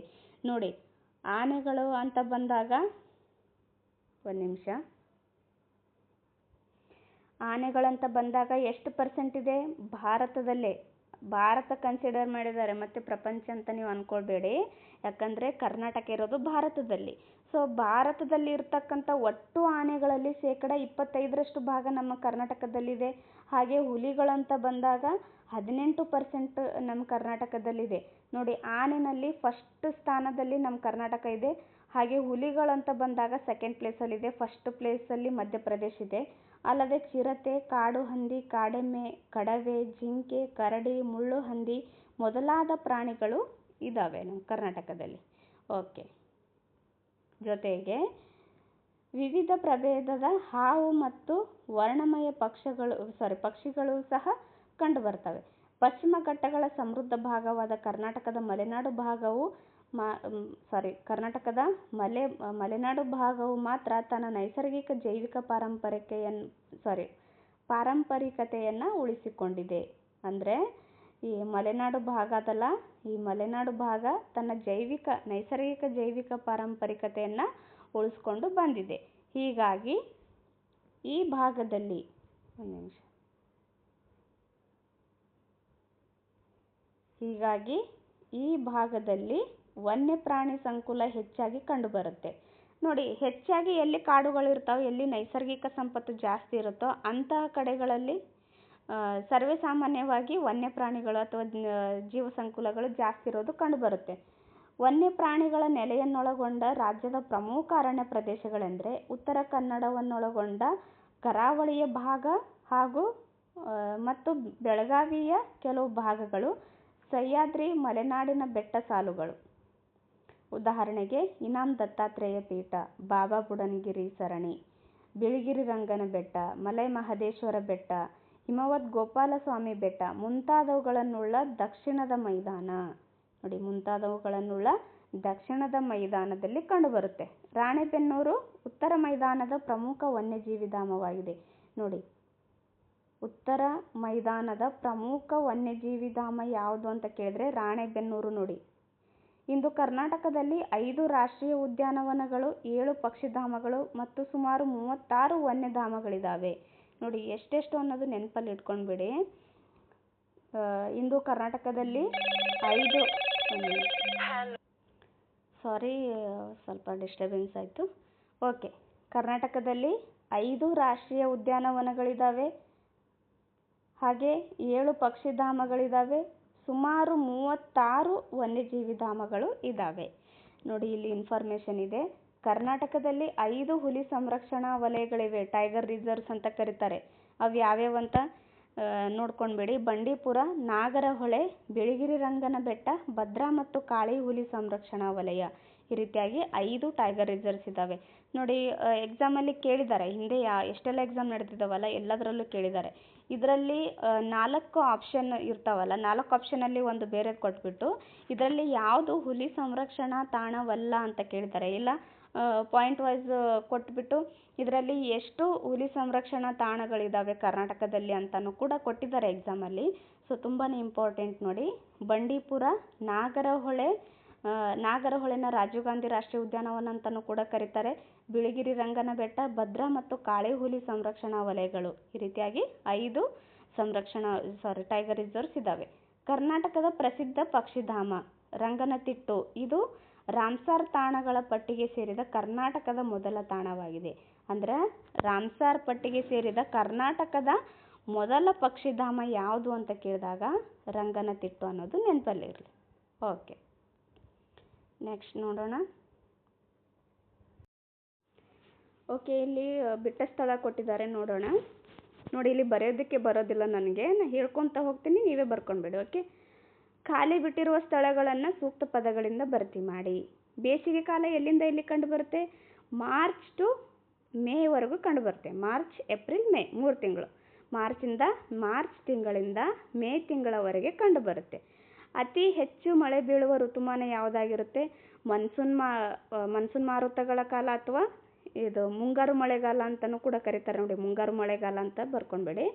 ಉತ್ತರ ಕರ್ನಾಟಕದಲ್ಲಿ ಡ್ಯಾಶ್ ಮಣ್ಣು ಹೆಚ್ಚಾಗಿ ಕಂಡುಬರುತ್ತೆ. ಉತ್ತರ ಕರ್ನಾಟಕದಲ್ಲಿ ಕಪ್ಪು ಮಣ್ಣು ಹೆಚ್ಚಾಗಿ ಕಂಡುಬರುತ್ತೆ. ಸದಾ ಹಸಿರಿನಿಂದ ಕೂಡಿರುವ ಅರಣ್ಯಗಳು ವಾರ್ಷಿಕವಾಗಿ ಎಷ್ಟು? ನೋಡಿ, ಎಷ್ಟು ಸಾರಿ ಹೇಳಿದ್ದೀನಿ ನಾನು ಈ ಪಾಠ ಮುಗಿಯೋದ್ರೊಳಗೆ, ಸುಮಾರು 4 ರಿಂದ 5 ಸಾರಿ ಹೇಳಿದ್ದೀನಿ.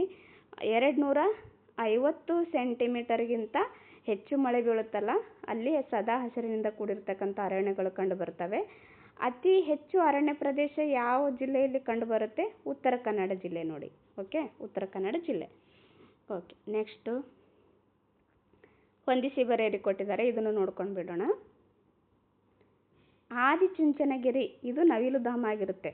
ನೋಡಿ, ಆದಿಚುಂಚನಗಿರಿ ಆಗಿರ್ಬೋದು, ಮಂಡದಗದ್ದೆ, ನಾಗರಹೊಳೆ, ಆಮೇಲೆ ಶ್ರೀಗಂಧದ ಮರ, ಇವೆಲ್ಲನೂ ಹಿಂದೆ ಎಷ್ಟು ಸಾರಿ ಎಕ್ಸಾಮಲ್ಲಿ ಕೇಳಿದ್ದಾರೆ ಅಂತಂದ್ರೆ ಲೆಕ್ಕನೇ ಇಲ್ಲ. ನೀವು ಒಂದು ಸಾರಿ ಓಲ್ಡ್ ಕ್ವಶನ್ ಪೇಪರ್ಸ್ ತೆಗೆದು ನೋಡಿ, ಗೊತ್ತಾಗ್ಬಿಡುತ್ತೆ ನಿಮಗೆ. ಆದಿಚುಂಚನಗಿರಿ ಇದು ನವಿಲುಧಾಮ, ಹಾಗೆ ಮಂಡದಗದ್ದೆ ಇದು ಪಕ್ಷಿಧಾಮ, ನಾಗರಹೊಳೆ ರಾಷ್ಟ್ರೀಯ ಉದ್ಯಾನವನ, ಆವಾಗಲೇ ಹೇಳಿದ್ನಲ್ಲ ರಾಷ್ಟ್ರೀಯ ಟೈಗರ್ ರಿಸರ್ವ್ಸ್ ಅಂತ ಹೇಳಿದ್ನಲ್ಲ, ಹುಲಿ ಸಂರಕ್ಷಣಾ ಧಾಮಗಳು.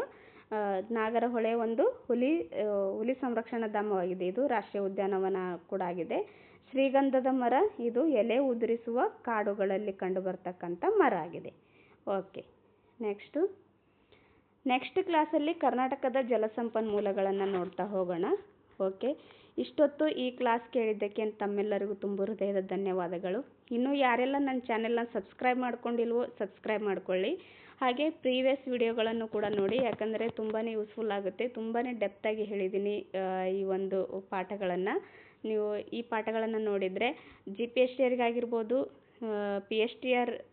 PSTRಗೆ ಹಾಗೆ HSTRಗೂ ಕೂಡ ತುಂಬಾ ಉಪಯುಕ್ತವಾಗಿರ್ತಕ್ಕಂಥ ವಿಡಿಯೋಗಳಿದ್ದಾವೆ. ಎಲ್ಲನೂ ನೋಡಿ. GK ಕೂಡ ಮಾಡಿದ್ದೀವಿ. ಕೆಲವೊಂದಿಷ್ಟು ತೆಲಂಗಾಣ ಮತ್ತು ಈ ಬೇರೆ ಬೇರೆ ಸ್ಟೇಟ್ಗಳಲ್ಲೇನು ಸೈಕಾಲಜಿ ಕ್ವಶನ್ಸ್ ಕೇಳಿರ್ತಾರಲ್ಲ ಅವುಗಳನ್ನು ಕೂಡ ಕ್ಲಾಸಸ್ ಮಾಡಿದ್ದೀವಿ. ಅವೆಲ್ಲ ಪ್ಲೇಲಿಸ್ಟಲ್ಲಿ ಇರುತ್ತೆ. ನನ್ನ ಚಾನಲ್ನ ಸಬ್ಸ್ಕ್ರೈಬ್ ಮಾಡಿಕೊಂಡು ಪ್ಲೇಲಿಸ್ಟ್ ಓಪನ್ ಮಾಡಿ ನೋಡಬಹುದು. Okay, thank you. ಸಿಗೋಣ ನೆಕ್ಸ್ಟ್ ಕ್ಲಾಸಲ್ಲಿ.